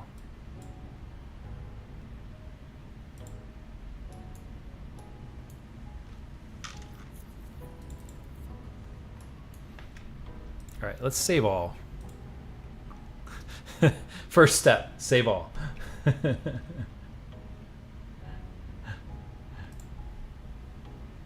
Oh, we just did it again. Why would I do that? All right, whatever. Back to the lesson. Oh, so you can override a function from anything that it inherits from a actor above it. You can override, which brings me to the last one, which is inheritance. Oh my God. Why is this thing there now? Go away. All right. It's just going to be there. Sorry. So a class can inherit from another class. This is what we were going to demonstrate in the next lesson, which I'm going to have to skip for this week, but I'll either pick it up in the next week or I'll do a separate shorter stream where we just finish out the things we couldn't get to this week. So a class can inherit from another class or multiple classes even. The inherited class gains all the functions and variables from its parent class. So we created an actor called BP player character that inherits from the character class. We automatically can do everything that the character class can do. We did the same thing with the enemy. We created BP enemy. It can automatically do everything that the character can do. And then if there's something that we don't want it to do, we can use polymorphism to override that. So we were actually going to do this. But if you think of inheritance, here's some examples. You have a vehicle. You can have different types of vehicles: planes, boats, trains, cars. You can have a car. There are different makes of cars, so different people can make different cars, and then each manufacturer has different models. So this would be like an example of inheritance structure. You have an animal. A mammal is a type of animal, a cat is a type of mammal, and a tiger is a type of cat.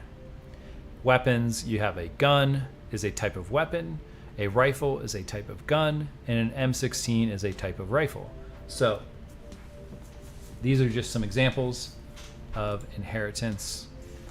And what's that? All right, that's that.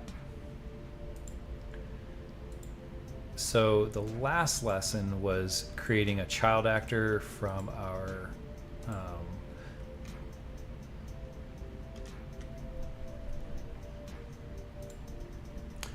we were going to create a child actor from our enemy, and we're going to demonstrate overriding a function. We're going to have to get to this next week. I'm sorry that I hit the button that I shouldn't have hit. In your spawn system, you're randomizing the spawn points to pick. Yes. So you can put multiple spawn points in the level, and then you pick one at random, and then that's where the actor would spawn. But essentially what we're going to do, so I'll add this. I'll either create a separate stream that's just going to be shorter, that'll just do the last two lessons that we skipped, where we're going to create another enemy that's different, that can move faster, that doesn't have as much health. And then, yeah, I think you're pointing me in the right direction, Jay. I think that's definitely probably where the problem is coming from. So we also didn't do sound, lesson 8, so we'll get to that next week as well. But a lot was packed into this week, honestly. I knew that coming in. I was like, this is like too much for 4 hours. But we got through most of it. We got through out of 8. Out of 10, we got through 8. So that's 80%, right? I'm good at math, despite what my stream may think.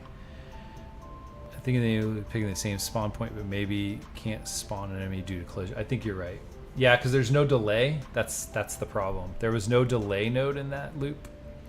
And yeah, I think they're trying to like spawn them all on top of each other, and it's basically like, I don't know what to do. And then it's breaking. I think you're absolutely right.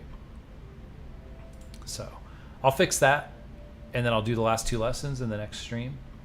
But what I want to do is just go back to something here in the beginning that we started. I'm going to end the way I started with the addition of this beautiful little white rectangle up here. So if you came in midway, I just want to do this real quick again. So those of you that do want to find a way to help support the stream monetarily, I'm offering 60-minute sessions for mentoring or tutoring.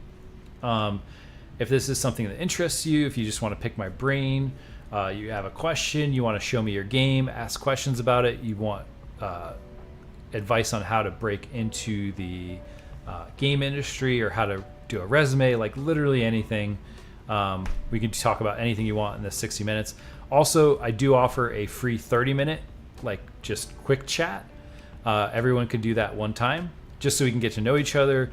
And this is really like if you're kind of like worried about spending money, you like don't really know what you're going to get for $25.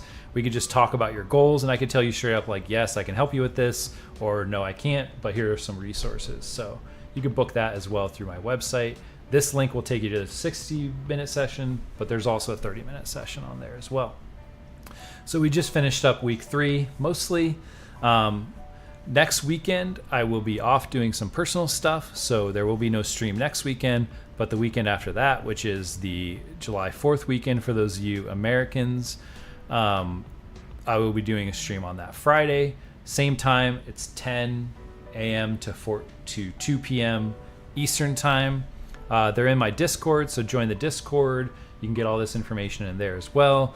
If you're trying to follow along and you have questions, join the Discord. That's a great place to get help, because if I can't respond to it, usually there's someone else that can. There's a lot of people going through this course, so maybe you can find like a buddy to go through it together, and you can work and challenge each other. So yeah, I wish I could buy it. My English is broken. Yeah, no worries. Hey, like honestly, my whole thing is I don't want people to feel obligated to like give me their money. I've just gotten a lot of people ask me like, can I give you money?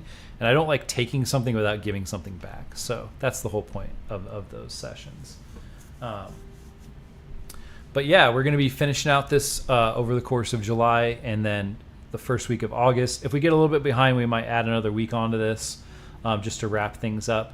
Like week 4 and 5, I've been trying to trim down a little bit, so I'm not putting like so much crammed into one week. I just didn't have time to do it before this stream started, so for week 3. So if you've enjoyed the stream, please like, subscribe to the channel, join the Discord, chat with other people.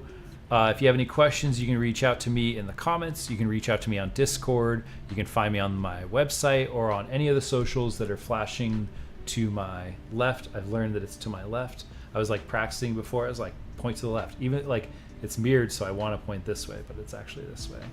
I can also point up this way to the Discord. Join the Discord. Check me out on social media. And if you have any questions, yeah, feel free to reach out. Otherwise, I'll see you guys on the next stream.